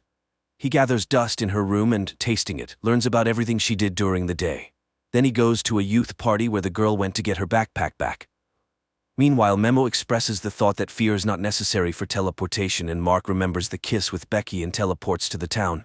He immediately returns, but it turns out that he was gone for 2 days. The boy finds out that strong emotion and a vision of the place to which one must move are needed for teleportation. At this time, Becky finds her water-soaked backpack in the kitchen, and opening the book, sees a bloomed flower. The girl realizes the threat looming over those present, takes a pack of salt, and goes to track down the monster. In the other world, Mark again hears someone's footsteps and sees his father, who accuses him of his own death. Memo brings him to his senses, but Mark is sure that someone is getting into his head. Meanwhile, Dr. Peters comes to the party when one of the girls is attacked by the monster. Becky rushes for help when her father stops her and, using hypnosis, orders her to leave. Petra and the detective sitting in the hall suddenly see young people flying out of the crowd, then screams are heard, and everyone runs away. And in the middle of the hall remains an incomprehensible creature, resembling a many-legged scorpion. The detective pulls out a gun, but the monster attacks him, knocking the weapon out. And then Petra picks up the pistol and saves the detective. Then the doctor enters the hall and the killed millipede turns into a bear. In the morning, Mark wakes up again from the scream of the fish and, in irritation, argues with Memo. But his box of nails, which he uses to remove anger, turns out to be empty. He runs out to the shore, where Memo teases him and throws the nails into the lake. Then he reminds him of his father, saying that he is to blame for his death. In a rage, Mark hits Memo, thereby collapsing the walls of the Black Tower. The Griffin sends hunters after him. Meanwhile, Memo collects firewood and, returning to the lake, sees Mark hitting another Memo. He touches the body and it suddenly scatters, but the traces in the sand betray the direction of his run. Memo throws a stick and stuns the faceless wizard who disguised himself as Memo. The boys tie him to a cot, and he tries to deceive the guys, alternately taking the forms of their fathers. Only under the threat of fire does the wizard admit that he is Mamit, a creature capable of recreating thought and showing what people want to see. He did everything at the behest of the Griffin because he feeds on Mark's hatred. At that moment, the signal of the caravan's arrival sounds. And in the town they investigate an accident, although no one can understand how the circus bear got out of the cage. The detective asks Petra for a conversation and tells her that after her husband's self-immolation, they did not find a trace of his body. He was taking antidepressants, thanks to which he was able to see the true face of the prosecutor. And it was not human. The case was slowed down, and today they both saw a monster, not a bear. So, they need to look for the chronicles. At the same time, the doctor brings Becky to her senses and she remembers the story about the Mammoths who served the Griffin, to which her father reacts very aggressively, which makes the girl suspicious. The doctor locks her up. Mark and Memo follow the trail of the Horned squad to the mine, where people work. The commander of the Horned reports to the mine overseer about the failure of their mission and receives an order to process the tunnels with tar mud. Mark, to find Thomas, turns on the music system. The brother raises his hand, but the Horned ones immediately take him into the mine. Mark suggests waiting for darkness. At night the boys say goodbye, and Mark teleports while Memo distracts the guard. The boy finds his brother, but it turns out that the tar prevents teleportation. Thomas admits that he was used as bait. They even left him a plumb line. This means that the Griffin is ready to attack the human world, using Mark's power. At the same time, Memo runs to the portal, leading away the Horned squad, while the brothers argue about who will fight the Griffin. Mark shows his superiority by breaking through the cave wall with a plumb line. The brothers run away, and Memo falls into an ambush and loses fingers on his hand. Mark and Thomas catch up with the squad, and, having killed one of the Horned ones, find the injured Memo. Learning about the escape of the Wanderer, the Griffin emerges from his hiding place and flies in the footsteps of the people who at that time are driving to the portal in a captured cart. But at the very door, Thomas suddenly demands that Mark give him the plumb line. He refuses, and Thomas forcibly takes it, and then the Griffin appears above them. At this time, the detective and Petra take Becky out of the house, ignoring her father's protests. Mark comes to his senses and hears Thomas's voice from the mist, picks up the plumb line he threw, and realizes that his brother was captured by the Griffin. At that time, Petra, the detective, and Becky are trying to open the portal. And the Griffin calls Mark to battle, fueling his hatred. But the boy suddenly remembers his father's advice, calms down, and refuses to fight while Petra opens the portal. Becky manages to pick up Memo when Mark sees the enraged Griffin and wounds him with a plumb line, forcing him to drop Thomas. The boys drag him into the passage and close the door in the monster's face. Meanwhile, a Mimit in the guise of Dr. Peters kills another Mimit who will now work on Earth instead of him. It turns out that Dr. Peters is a Mimit in human form, and in the church, he killed the medic while in the guise of Mark so that the police would look for the boy and he could not return to the world of people. Sometime later, Petra comes to her sons in the hospital and asks for forgiveness for mistrust, but now she has seen everything herself and, together with the detective, is ready to support them. Mark thanks Memo for everything, goes to Becky, and, having kissed her, teleports her to the lakeshore, while new horned ones are born from stones in the cave. An entertaining adventure series, quite decently filmed by German cinematographers. And judging by the finale, there will be a second season too.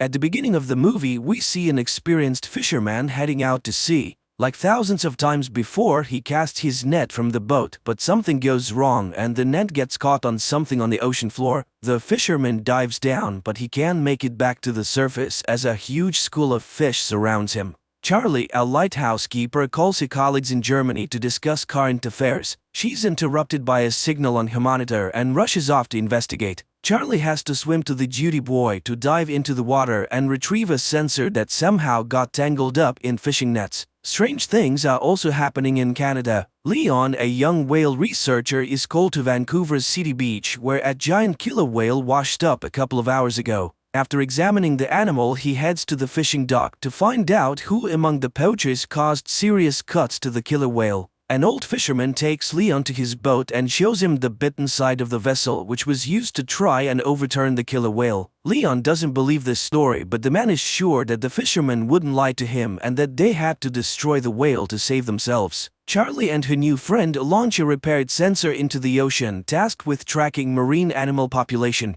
They notice methane ice fragments around the boat, which often rise to the surface, but today there are too many of them. Leon finally hears the whales and learns that they have been seen in various locations along the coast. Before heading out to sea, he calls his girlfriend Lizzie, who has already taken tourists on her boat to see killer whales in the wild. A giant whale appears next to Leon's boat. After freezing for a couple of minutes, the giant disappears underwater, but a whole pod of orcas takes its place. Lizzie takes the tourists onto the deck and everyone watches in awe as the whales appear. The humpback giant also appears next to the ship and the tourists are able to see it up close. The strange behavior of the whale pleases everyone except Leon, who tries to warn his friend but is too late. The next trick of the whale hits the metal of the boat. Leon arrives at the scene of the accident and tries to save those who survived the hit, but now a pod of orcas is hunting for the tourists. Leon is unable to save Lizzie. The action shifts to a French restaurant. After gathering fresh seafood at the market, the chef plans to prepare lobsters, but one of them shoots an unknown liquid into the man's face. After wiping his face, the chef continues working, but by evening he and two other cooks begin to feel ill.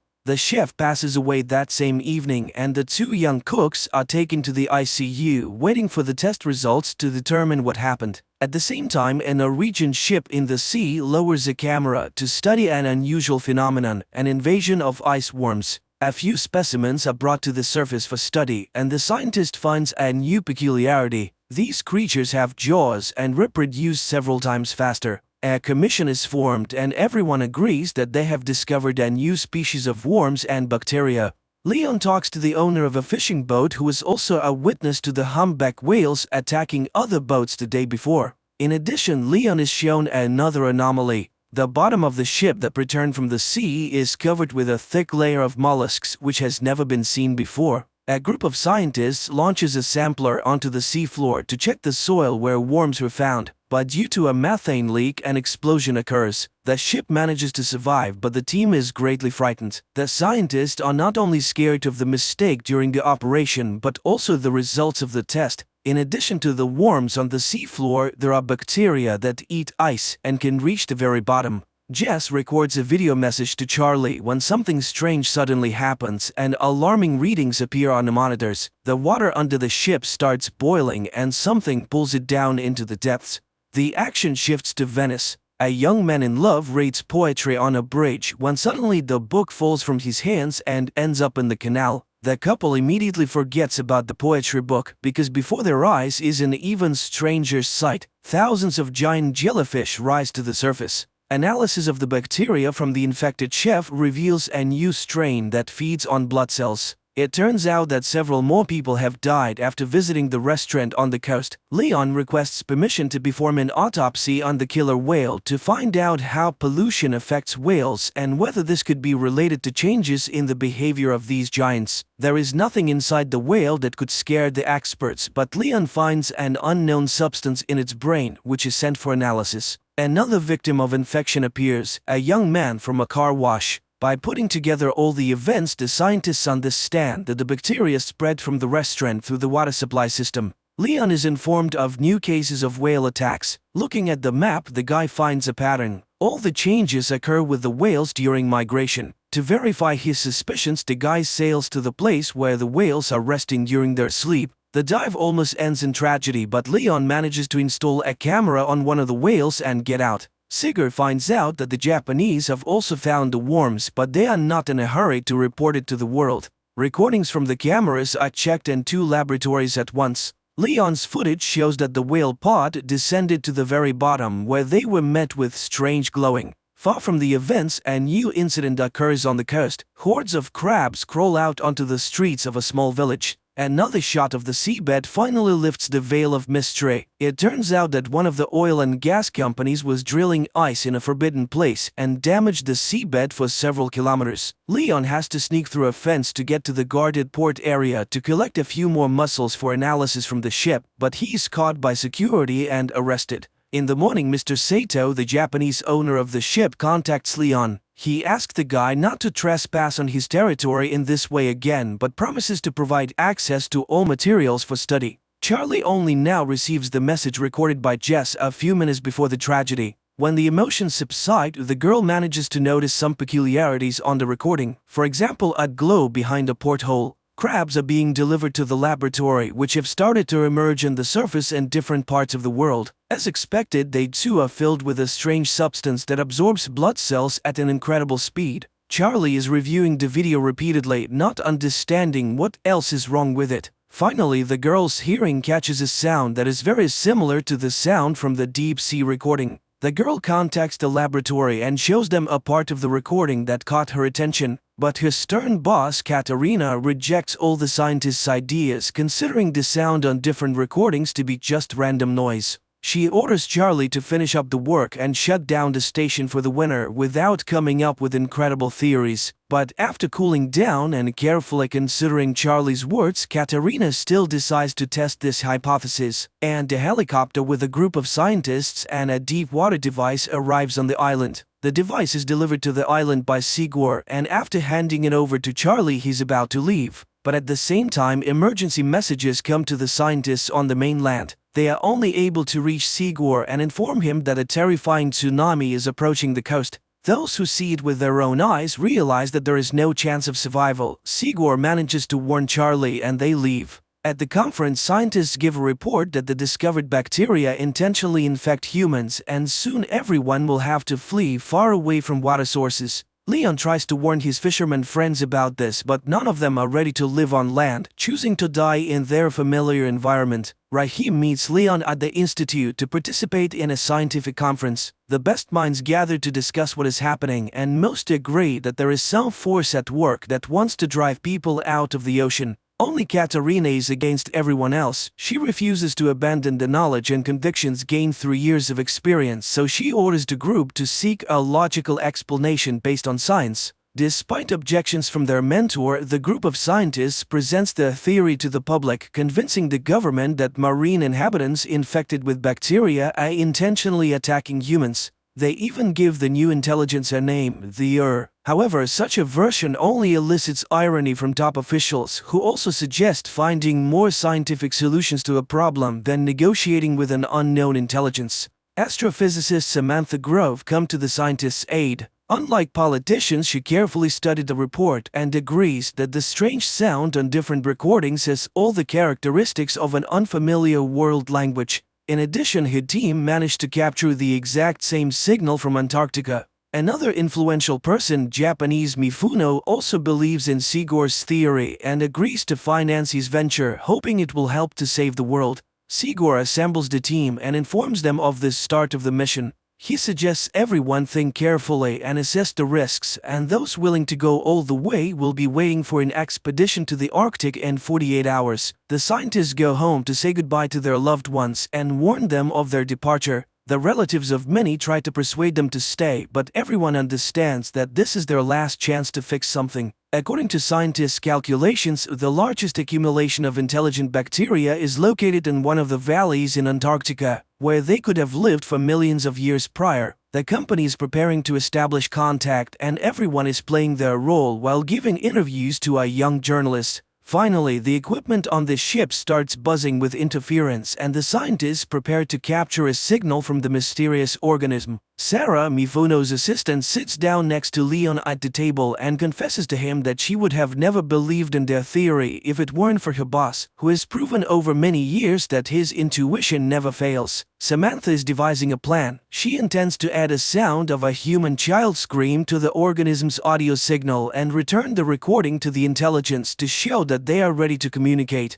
Charlie asks a colleague to take her with him in the diving apparatus to the bottom. The ship drops anchor and the scientists begin transmitting the sound message. Meanwhile, the daring couple gets into the capsule and prepares to dive to the depths. The whole team is eagerly awaiting any reaction, and finally movement appears on the radar and the sensors pick up a sound signal. The team from the capsule tries to contact the captain's bridge to report that their fans are malfunctioning and they are running out of oxygen, but communication is not working. The chief pilot, Luther, is ready to return, but Charlie notices some movement and turns off the lights, waiting to see what happens next. On the ship, they also notice something approaching. Sigur insists that the captain recall the submarine, but they can't reach the group. Luther doesn't want to risk anymore and he lifts the boat. On the ship, a hatch opens to receive the capsule into a special compartment. Charlie notices a strange glow appearing around them at that moment, but she doesn't tell anyone about it. Meanwhile, Samantha reports that they have managed to establish contact. The sound signal has returned and the child's cry has been altered as a sign that the bacteria understood the message from humans. Dr. Chase is looking for a way to cure those who have already been infected by the bacteria. Luther tells the journalist that he saw nothing at the depth, and everything Charlie saw was probably a figment of her imagination, just like the whole idea of intelligence. Nevertheless, Samantha tries to decipher the error messages to assemble them into a response signal that the intelligence will understand. While staying in the compartment with the capsule, the journalist notices a glow in the pool. The lights on the ship go out and interference begins. When everything is restored, the captain sees the journalist's body fallen on the monitor. Chase tries to save the girl, and on her lips she notices a liquid resembling cerebrospinal fluid. Samantha tells the team and the captain that during the voltage surge there was a signal surge and it was so low that no one heard it. But most importantly, in the opinion of the astrophysicist, it originated from inside the ship. Charlie listens to what her colleagues are saying, but she never musters the courage to tell them that they brought the bacteria into the pool. Leon visits the girl, whose body has become covered in strange spots. The doctor asks the guy and Sarah for help. They must hold the girl while she takes a sample of the spinal fluid for analysis. The doctor tells the team about the results of the analysis. The substance previously found in marine creatures was discovered in Alicia's spinal cord. Chase believes that bacteria were attempting to merge with the girl's cells, and Charlie admits to seeing the glowing enter the ship with them. Samantha records a new message for the this time including an audio image from the astrophysicist. Charlie goes down to the sealed compartment without permission, and the pool starts glowing again, creating unusual shapes with the light. At that moment, Samantha receives a response message from the entity, which also contains an image. Mr. Mifuno's helicopter lands on the ship as he wants to be present for the opening. Sigur shows him the recording from the pool cameras and the image sent in response to Samantha's message. According to the astrophysicist, they have an image of the super ocean that surrounded a supercontinent millions of years ago. According to the scientists, the reminded them that they were, are, and will be on Earth much longer than humans, and all they want is for the oceans to be left alone and not destroyed. But there is good news. Since the entity is responding to messages, the team has a chance to negotiate and reach a ceasefire.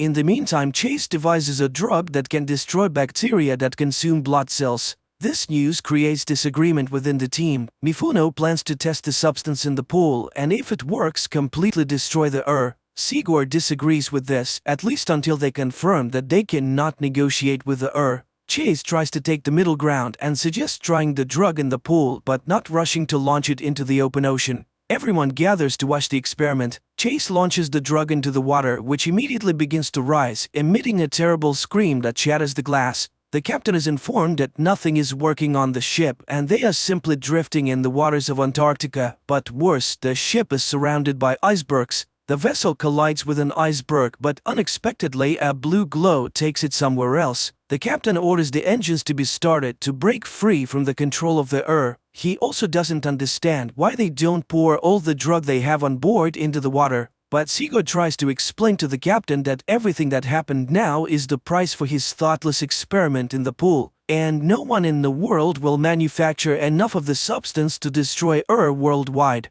The only way out is to make a truce. While the team is deciding how to negotiate with the entity traps the ship between the icebergs. Charlie hurries to the capsule to descend and deliver Luther's body to as a sign of complete obedience. Once at depth, Charlie changes her plan. She injects leukocytes into her heart that can merge with and opens the capsule door. The body falls under the control of and the icebergs release the ship while billions of lights envelop the girl underwater. Later, Charlie brings the ship to a deserted island. It opens its eyes and looks at the sky with glowing blue eyes. The series ends here. Please write in the comments what you think about this series.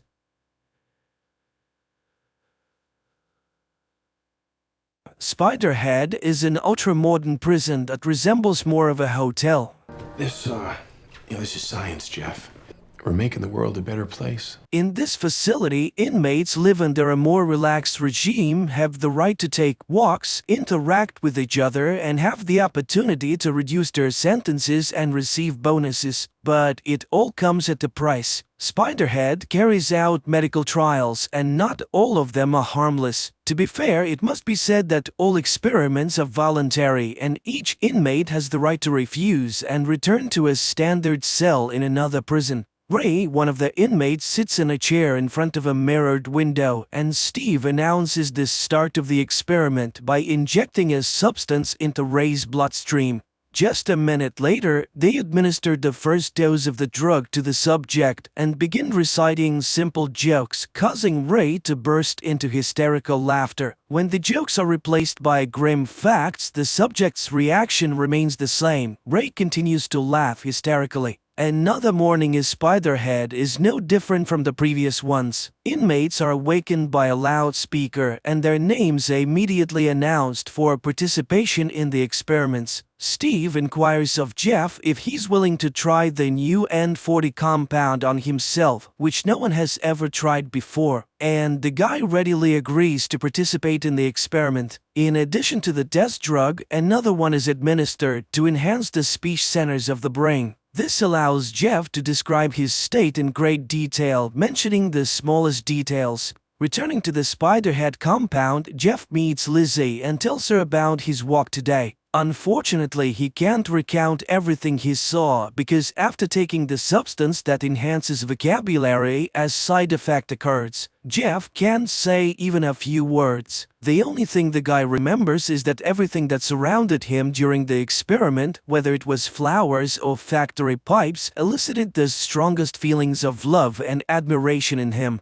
In the evening, while sitting in bed, Jeff recalls how he ended up in prison. He and his friend decided to go for a joyride at the party, and the intoxicated Jeff took the wheel. The next day, the N40 trials, now called Cupid, continue, but this time Jeff is not alone. Heather, a bold girl who changes her mind about her partner after just a few seconds of drug administration, is invited to join him. The couple's conversation lasts only a few seconds before they cannot resist and engage in intimacy. They don't care that they're being observed and filmed, as the substance completely disconnects their minds from their internal barriers. The process concludes with the young people confessing their love for each other, which delights Steve, and he instructs his partner Mark to closely monitor the subjects to see how they behave when the effects of the substance wear off. The couple feels awkward after what happened and tries not to talk to anyone about it. Jeff continues to spend his free time with Lizzie, not telling her about what happened during the experiments, and he avoids encounters with Heather. The next day, they administered the same Cupid to Jeff, but this time in a double dose, and instead of Heather, an older woman is in the room, whom sober Jeff looks at with disgust. However, as soon as the substance enters his bloodstream, he engages in love with her. After this experiment, Jeff asks Mark to remove him from the kitchen where they work together with Lizzie because he feels uncomfortable continuing to interact with his girlfriend. Steve brings Jeff into the laboratory, but this time he is on the other side of the glass. Steve shows Jeff that both of his previous partners are in the experiment room. The supervisor offers Jeff the choice of which girl he is willing to administer the substance that induces intense fear and pain to, but Jeff cannot choose. He is indifferent to both of the girls and he cannot wish harm upon them. In the end, they simply release the girls, canceling the experiment. Having the right to another Friday walk, Jeff calls his girlfriend who was with him on the night of the accident, but once again he only gets the voicemail. In the evening, Jeff spends time with Lizzie, arranging a small Christmas surprise for her. When Jeff finds himself in the familiar chair in the laboratory, he sees Rogan in front of him, a massive inmate covered in tattoos. Jeff recalls everything that happened with the girls in the previous days and refuses the experiment. Nothing happens, and the men are simply released after a couple of minutes of silence. Jeff realizes what has just occurred. He and Rogan were partners with one of the female inmates, and she was supposed to choose which one of them would receive meds. Bursting into Steve's office, Jeff confirms his suspicions upon seeing Heather there. Furthermore, the doctor does not even argue with the inmate. On the contrary, he shows him a diagram of who is supposed to get close to whom under the influence of the drug. In response to Jeff's complaints, Steve reminds him that being in Spiderhead is a privilege, and if he's not satisfied, he can transfer to a regular prison, albeit without hope of early release. Understanding the hint, the next time, Jeff sits calmly in the same room as Rogan without any hysterics. Steve sends Mark on a weekend break, advising his friend to enjoy his time on the mainland. Steve himself decides to take the Cupid to experience the ecstasy he had only seen in his subjects before. The experiments continue, and Steve warns Jeff that they will have to administer dark influx to the girls, as a certain committee demands the purity of the experiment. Jeff tries to explain that he does not wish for anyone to experience the effects of this substance regardless of his feelings for the girls. However, Steve remains adamant and reminds Jeff of all the privileges that he enjoys by cooperating with them. Not wanting to go back to a regular prison, Jeff agrees to administer dark influx to Heather. Heather begins to cry and panic, but the management calmly records the data, listening to Jeff's comments, which did not contain any hint of romantic feelings. The experiment's goal is achieved and Steve plans to conclude it, but an error occurs and Heather goes out of control. She gets hold of a sharp object and frees herself from the torment caused by the dark influx. While Steve and Mark are busy with Heather, Jeff notices the lost keys belonging to the supervisor and finds a notebook with records of upcoming experiments and a lottery ticket with the same numbers as the names of the meds being administered. Seeing that Steve is no longer behind the glass, Jeff manages to lock the safe and toss the keys back so that the doctor does not realize that his secret is exposed. Steve warns Mark that if anyone finds out about what happened to Heather and he has to answer for it, he will drag everyone who participated in the experiment down with him.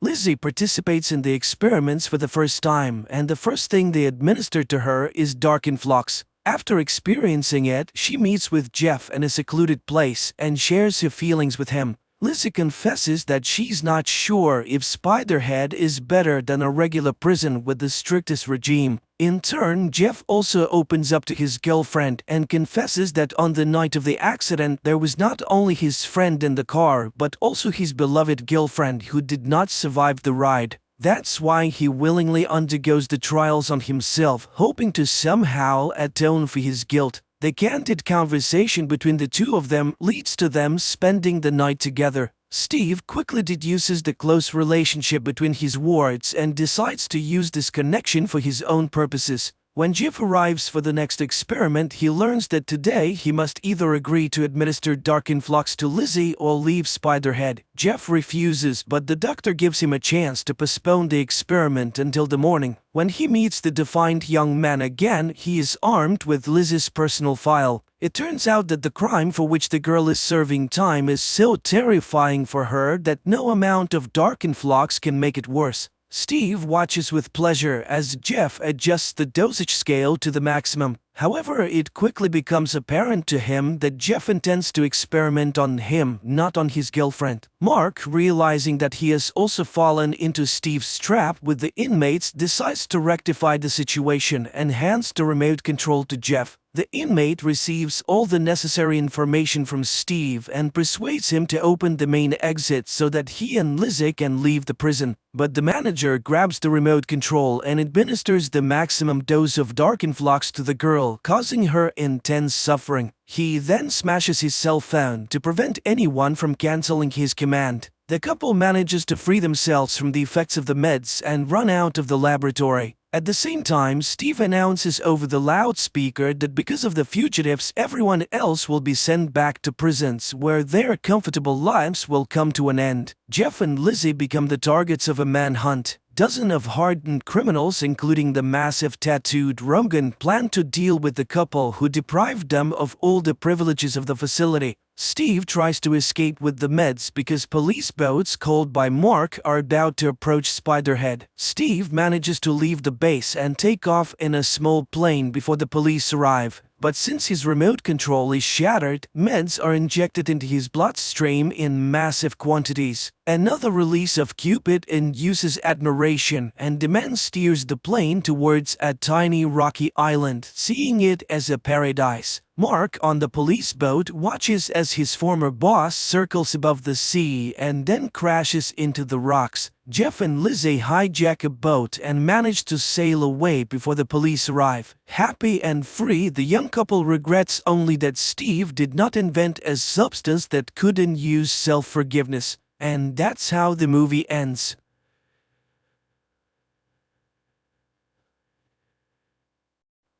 There comes a time when humanity is faced with weather disasters and global wars that are slowly destroying people. And technology emerges that people use not to save an uncertain tomorrow, but to return to the bright memories and emotions of yesterday. Nick Bannister goes to work where he is met by his assistant Emily Sanders, nicknamed Watts, who informs him that the fellow soldier is waiting for him. The man lost both legs in the recent global war and comes to Nick to take advantage of technology that allows him to return to a bright past left only in his memories. After all, few people dream of the future now because cities have flooded and wars have engulfed the world. The tank was originally a tool for interrogation and then became a means to relive the best moments of life all over again. Nick immerses the man in a time when he was healthy and cheerful, playing with his dog on the lawn of his father's house. When he comes to his senses, the man tries to pay Watts off with a new synthetic substance, Baka, but Nick provides his co-worker his services for free because their establishment is a success.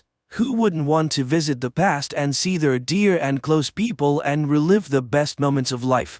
But there are those who abuse the memories. One such person is Elsa, who comes almost daily to relive a night of love with a dear one. But one day a woman comes into the establishment who has lost her keys on her way home. The woman introduces herself as May and immediately attracts Nick's attention.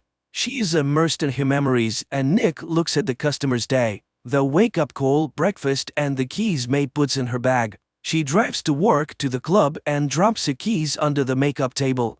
Watts wants to stop the memories, but for some reason Nick asks her to keep going. He sees a woman crying before going on stage, but picks himself up and goes to the microphone. He listens mesmerized to her voice, then turns off the equipment. After she leaves, Watts discovers May's forgotten earrings and gives them to Nick. As the sun rises, flooded Miami turns into a ghost town. It is so hot during the day that people had begun to live at night.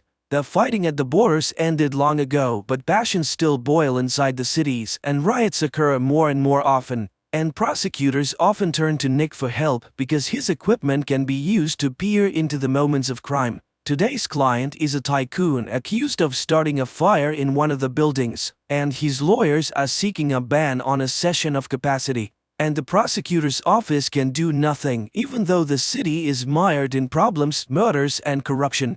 During the war, such tycoons bought up dry land for next to nothing, and the settlers had to survive as best as they could.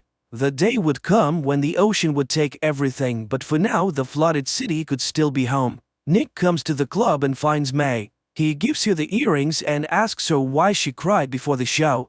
The woman confesses that she always gets nervous before she goes on stage, and offers to walk her out. A close relationship develops between May and Nick, but one day the woman disappears without a trace.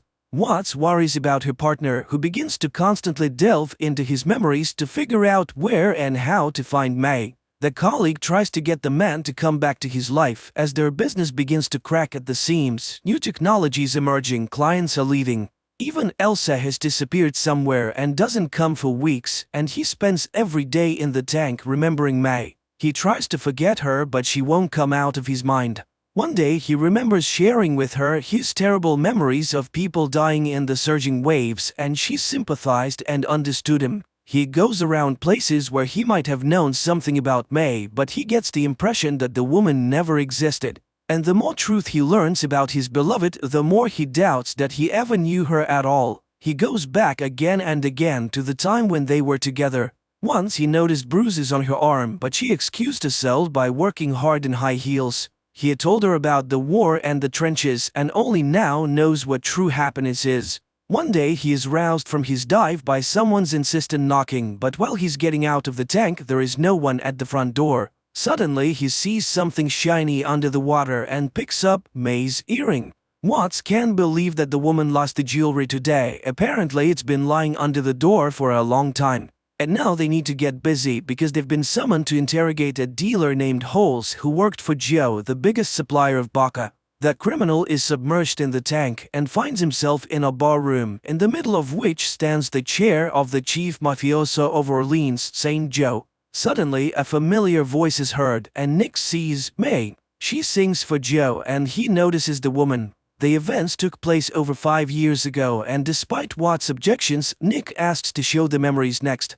May is introduced to Joe, and he offers her vodka. May refuses, which enrages Holes, but Joe offers to apologize to the woman, and Joe's underling aims a gun at him. He apologizes, and Joe treats May to vodka again, and this time she agrees. At this moment, one of the police officers, losing his patience, pushes Nick away and asks Holes the main questions. But the bandit's brain shuts down, and the officers ask Nick to bring the criminal's mind back. Nick again asks to see May, and a scene emerges where the girl reminds him of what she once was, poor but clean and conscientious. But then she tried vodka and lost herself. Holes has no time to listen to her outpourings because Joe is waiting for him with the goods. But it's not in the safe because May has robbed her master. The last thing Holes remembers is May hitting him over the head. Watts is astonished. Didn't Nick know that his beloved was using substances? But he never noticed this weakness of hers, but now he knows where to find her. Nick goes to New Orleans, tormented by the thought that he didn't know the woman he loved at all. He comes to Joe, but he's greeted with distrust because he reeks of the military from a mile away. And Joe was once the one who was left to die in the tide by the military. He gives an order to drown Nick in the fish tank until he tells him the real reason for his visit. Nick confesses that he is looking for May, but this causes the merchant to laugh. Is it all because of this woman? He knows what she took from him, substances and money, but what did she want with Nick? The conversation with the bandit might have ended badly if Watts hadn't come to the rescue. A first-rate marksman, she quickly incapacitated Joe's fighters, shooting the mobster's favorite aquarium in the process. Nick struggles with his jailer, and as he prepares to engage in a firefight, it turns out that Watts has already dealt with everyone and mortally wounded Joe. By the request of the wounded man, the woman finishes him off, and the pair leave. But now Nick agonizes over the question, why did May come to him? He recalls telling her about the plates on which memories were recorded. and May shared one of them. When London flooded, she swam to Miami. But she didn't have a place to stay, so she somehow fell asleep on the boat. Someone untied her and the woman was swept out into the ocean. She would have died if she hadn't stumbled upon a lonely white house in the middle of the water not far from Florida Keys. The woman who lived there put her back on her feet, and it was the best thing that ever happened to her. And Nick had the memory of a song his grandfather sang, and he sang it for May. Nick plunges back into his memories again and again to figure out what the con artist stole. Watts can't understand his obsession. What does he have that May went to imitate a relationship for? Watts recalls May's last visit.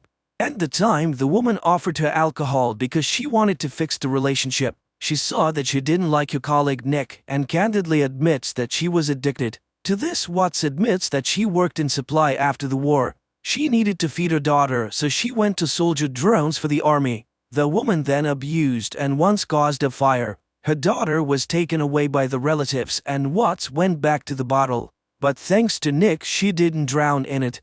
Feeling bad, Watts went to the bathroom, leaving May alone in the room. And she took advantage of this and broke into the vault using the access code, Nick's grandfather's tune. And that means the woman has been studying it hard and has been preparing for a robbery for a long time. They look through their file cabinet and discover Elsa's memories are missing. Nick goes looking for the woman and learns from her friend that Elsa was murdered and her baby boy is missing without a trace. The red-headed friend who took the boy was with the killer. Nick is increasingly plagued by the question, who was May really? A con artist? An addict? A murderer? Nick checks all the clues that might lead to May, and one day he is attacked by a man who, after beating him, advises him to forget about May as she did. Then he calls someone with the message that Nick won't bother them anymore. Watts manages to identify the attacker, a corrupt cop from Joe's entourage. They go to the prosecutor's office, but on the way they witness a disturbance. The land tycoon is dead, and the people who had hoped for relief learn that everything goes to the rich man's wife and son, and they have no intention of changing his policies. It turned out that Nick was acquainted with the rich man's wife, and seeing her reminded him of a clue that had long plagued his subconscious. The man from Elsa's memories was none other than the tycoon, and Watts finds data on the policeman named Booth who worked for the tycoon. Nick recognized him because the rich man's wife Tamara had once approached Nick as well, and then the rich man said the same words that Elsa had later said. It turns out that Rich wanted to get rid of the bastard child and hired Booth to do it, but it's going to be damn hard to prove. Nevertheless, Nick is determined to do it because May used him. He goes to visit the tycoon's widow who, like other rich people, lived on property protected by a dam. Nick is greeted by the butler and without letting him explain who he is, hands him the hat and jacket that all the men in the house wear. Puzzled, Nick walks into a room styled like the store where Tamara once met her fiancé. He realizes that Tamara has lost her mind and everything around her is rigged for her reality. Nevertheless, he tries to talk to her and asks her to tell him where Booth is. Then he opens the mirrors and the woman, seeing her reflection, comes to her senses for a moment. She knows that her husband ordered her to kill her former mistress and child because he did not want to share the inheritance. At this moment, Tamara's son arrives and Nick is thrown out, and he avoids death only because the butler was also ex-military. After remembering Tamara's reservation about human scum, Nick goes down to the old factory where those who have no place in society gather. Seeing a woman who looks like May, he follows her and finds Booth, who taunts him. He and May are people from another world and he will never find her. Booth jumps out the window and Nick runs after him. They meet on the roof and start a fight, but Booth jumps over to the next building. Nick repeats the trick and catches the bandit. They fight again until they end up in a flooded music room. And then Booth, along with the piano, falls through a hole in the floor and sinks to the bottom of the ocean.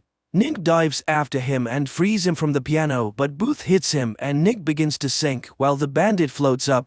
Nick sees May and hears her voice. Immediately he finds the strength and swims out to grab Booth, who was not expecting it. He plunges him into the tank, intending to find out the whole truth.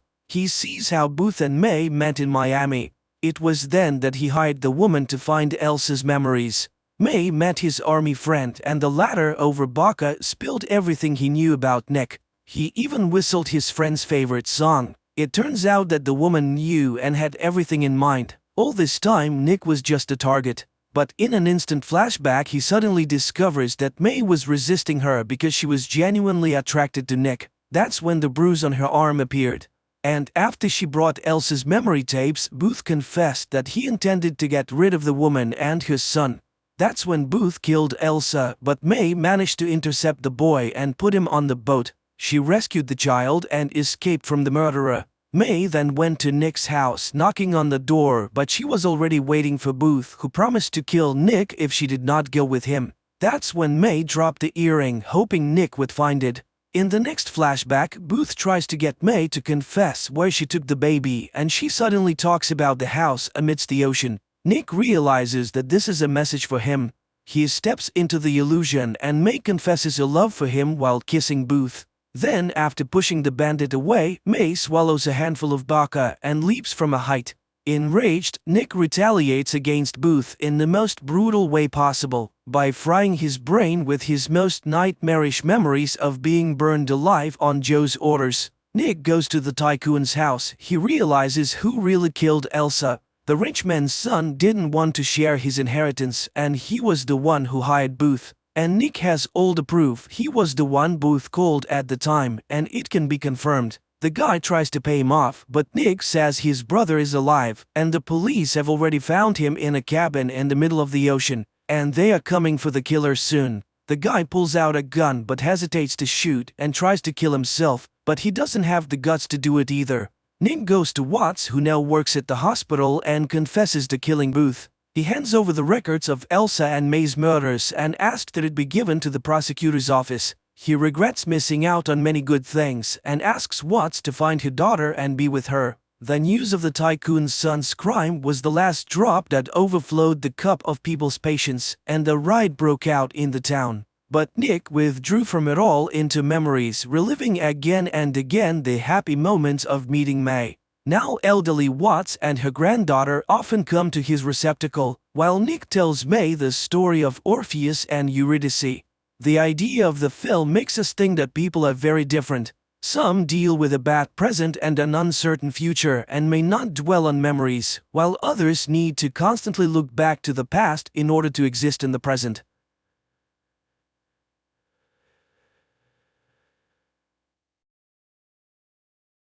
Hello everyone, today we'll be talking about a science fiction film called Crocodile Island. Be ready for some spoilers ahead.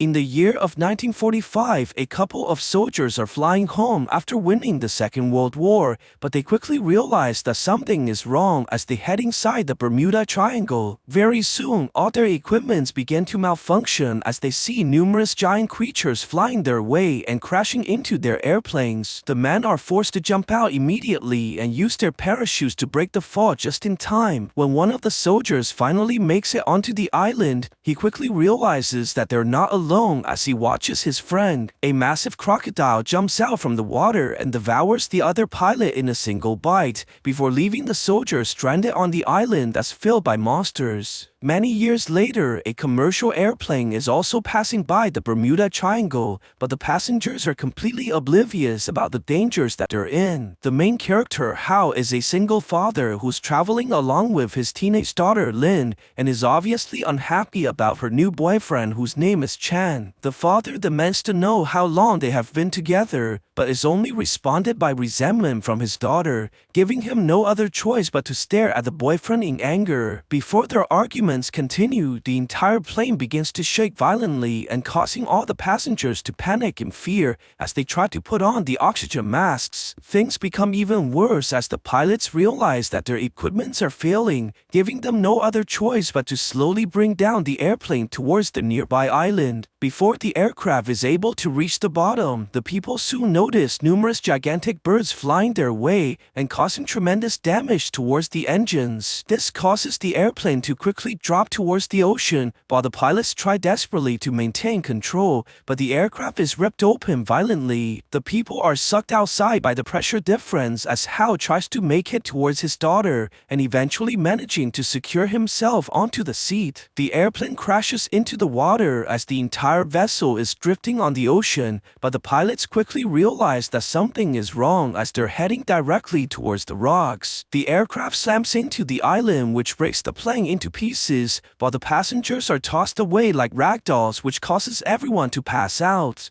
When Hal eventually regains consciousness, he's able to rescue his daughter and bring her onto land, where they realize that only a handful of people were able to survive. The passengers quickly find out that they're stranded on the island, giving them no other choice but to gather all the resources that they can. However, the people quickly realize that there's barely any drinkable water left, and all their phones appear to have no signals in the area. Realizing that they're not going to last very long on the beach, Hal has decided to venture into the forest, where he may find more resources for the people to survive. The main character goes into the jungle alongside his daughter's boyfriend Chan, and very soon they manage to locate a small building that's surrounded by trees. The people are able to find weapons inside the shed, and most importantly, they discovered a notebook that appears to be written by a soldier from the Second World War. Luckily, one of their traveling companion is a professor who knows English, but the man quickly finds out from the journal that the island is filled by giant monsters. This causes them to head back towards the beach immediately as they try to warn their friends about the danger that they're in. On the other side, a survivor called Fan begins fighting a woman for the only bottle of drinkable water in the area. Luckily, the man's despicable actions are quickly stopped by another person called Lee, who punches the aggressor right in the face. Their fight continues onto the water as a flight attendant tries to stop the violence while no one else offers to help. Lee's pregnant wife Gia sees this and tries to stop her husband, eventually managing to pull the man away from the conflict. Before their squabble continues, the people quickly realize that something is coming their way as the flight attendant is attacked by a crocodile inside the ocean. Everyone sees this and begins running away immediately, while numerous reptiles climb onto the beach and starts devouring the humans who are too slow to escape. When Hal eventually manages to return from the forest, the people are shocked to see that everyone has left the area and leaving nothing but footprints of the crocodiles behind. Hal thinks that their friends must be still alive, which causes them to chase after the survivors immediately. At the same time, the people are continuously being pursued by the animals who devours anyone that was left behind. The survivors are eventually split into groups as they escape towards different directions, and Lin is able to make it towards a clearing alongside the husband and his pregnant wife. Very soon, they're able to find fresh water, which allows the group to recover from thirst, but Lee begins hearing noises that are coming towards them from inside the forest. Luckily, the survivors quickly realize that it's only the main character and his group, which finally allows them to reunite once again. However, before they can celebrate, the father begins noticing vibrations within the area, causing all the people to freeze in fear as they hear the noises getting louder. What the survivors don't realize is that a giant crocodile was hiding right behind the rocks this whole time, and the creature begins to show itself as it towers over all the humans. The monster approaches the nearby victim while staring at the person in anger and causing the man's bladder to malfunction in front of everyone. The people watch helplessly as the human is swallowed by the giant creature and causing the survivors to run immediately as they try desperately to escape. The massive reptile charges furiously towards the people and jumping directly at the main character, but Hal manages to dodge the attack by the skin of his teeth. The monster quickly turns the attention towards a woman who's stuck between the rocks and devouring her into its massive jaws. The people are able to escape from the area just in time as they're able to lose the creature temporarily, and Hal brings the survivors towards the building that he found earlier. The man suggests to everyone that they should camp here for the night, while touting Chan that they need to guard the area from the hostile creatures. The next morning, while everyone is still asleep, Hao decides to gather some fruits for the people so that his daughter will have something to eat when she wakes up. On the other side, Fang was able to survive alongside a woman whose name is Li Qi, but she seems to care more about getting famous than not becoming the monster's buffet. The girl quickly shows that she's nothing but dead weight, as she managed to cover herself inside a bunch of sticky liquids. Li Qi demands that Fan help her clean off the fluids immediately, but the man seems to prefer the dirty look more than anything else. What they don't realize is that the liquids are actually from the eggs of giant spiders. At the same time, Lim finally wakes up from her slumber as she tries to go outside to look for her father, but quickly notices that they're surrounded by giant insects inside the fog. They try to wake up the others quietly so they can avoid becoming the monster's prey, and the people have no choice but to slowly walk out from the building while evading the creatures. However, their plan quickly fails when a survivor discovers a bunch of sticky liquids on his head and is immediately killed by the giant insect. The people sees this and realizes that the other monsters are moving towards them as well, which forces them to run away desperately as the creatures chase them closely behind. The commotion eventually alerts Hao, causing the man to rush back immediately after hearing the screams. The survivors continue running away from the giant spiders as they sprint across the forest, but they're quickly stopped by the massive creature who's about to devour its prey. The monster begins stabbing at the humans by using its giant legs, but luckily the professor is able to distract the creature and saving the people in the last moment. This causes the monster to chase after the man immediately as he lures the giant spider away from the others. Before the people can take a break, they quickly realize that more enemies are heading their way, forcing them to run deeper into the forest once again. The survivors try desperately to shake off the incoming enemies and eventually manages to lose the creatures while they hide inside the plants, hoping that the spiders will leave. To their surprise, the people begin hearing footsteps heading their way and soon finds out that it's the main character who notices all the monsters in the area. This causes Hao to yell towards the creatures as he tries to lure the spiders away, making all the monsters chase after him and giving the others a chance to escape. The man quickly runs back to the wood building where he finds the professor hiding there for shelter as well, but what they don't realize is that the monster is waiting to ambush them. The two tries to wait until the coast is clear, but is quickly attacked by the monster from above, while the main character tries desperately to fight for their lives. However, the professor is mortally wounded and quickly dies as a result, leaving Hao all by himself while the giant creature continues attacking him from the roof. The man is proven to be no match for the creature as he gets knocked into the walls, and the monster quickly tries dragging him back to finish the kill. Luckily, Hao is able to break free and runs away from the creature before tossing his grenade at the enemy and blowing the monster into pieces. On the other side, the remaining survivors manage to escape from the area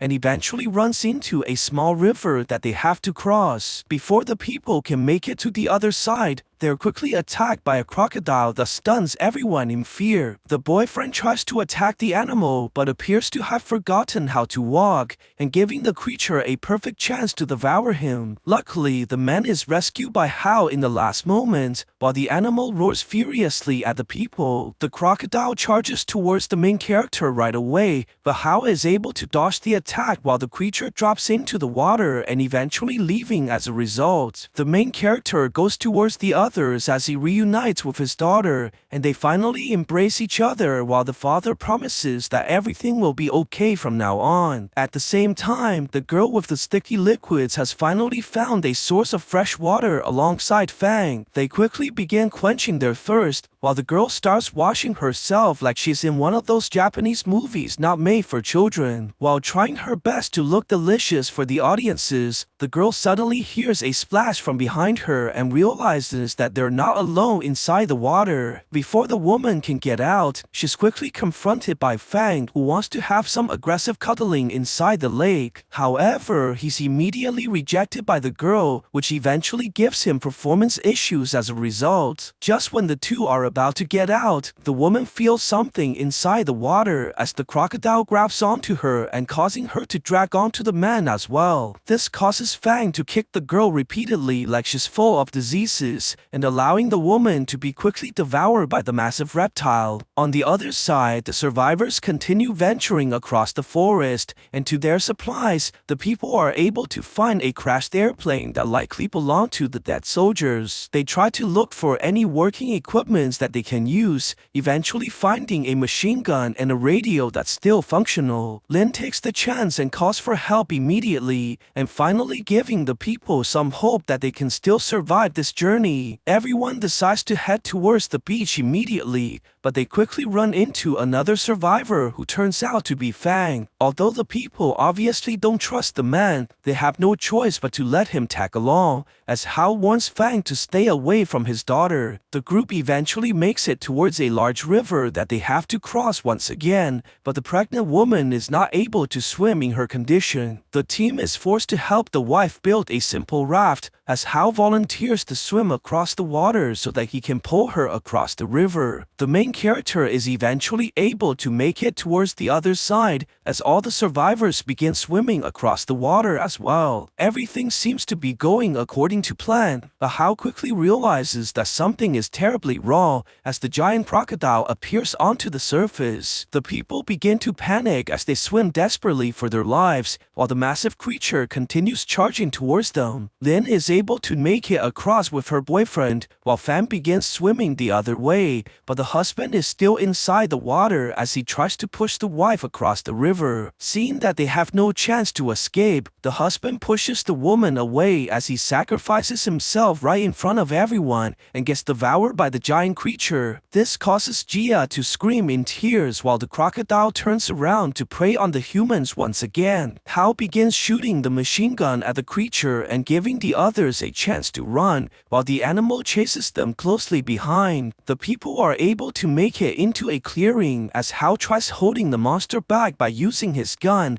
but is forced to jump away in the last moment. The giant reptile continues chasing the others as they split into groups, but Fan eventually falls down as he begins having performance issues once again. Lin sees this and runs back immediately to help the man, but Fan only uses the chance to throw the girl towards the crocodile and leaving her to die. This causes the monster to chase after the girl as it approaches Lin from behind and planning to devour its victim. Luckily, Hao is able to distract the creature just in time by shooting continuously at the beast while getting the animal's attention and allowing his daughter to run away. The barrage of bullets are able to eventually damage the monster by piercing his skin, but accidentally hits Fang as well and paralyzing his legs. The creature sees the injured man and rushes towards him immediately, but also manages to grab onto Lin by using his tail. The monster approaches from behind the human, but Fang suddenly gets a heart attack from all the stress, which causes him to fall onto the ground. This allows the creature to charge in and swallows the human right away, as Hao follows the monster to rescue his daughter. Very soon, the knife falls upon the lens, and the man is eventually able to track the creature into a cave, where he rushes in alongside the remaining survivors. They carefully tread into the large tunnel and soon realizes that the giant crocodile is sleeping beside the rocks. Chan tells the woman to go back to the entrance, but before Jia is able to leave, she quickly sees the body of her husband, which causes her to fall into tears. This puts the people's lives in danger as it nearly wakes up the giant monster, but luckily the woman is able to calm down just in time. Hao continues moving forwards to look for his daughter as they carefully avoid the massive animal, and the father is eventually able to find the girl who's amazingly still alive. The man tries to get his daughter out immediately, but before they can leave the area, Chan notices that the creature has disappeared and realizes that it's right behind him. Hao sees that they're in serious trouble as the young man is frozen like a statue from the fear,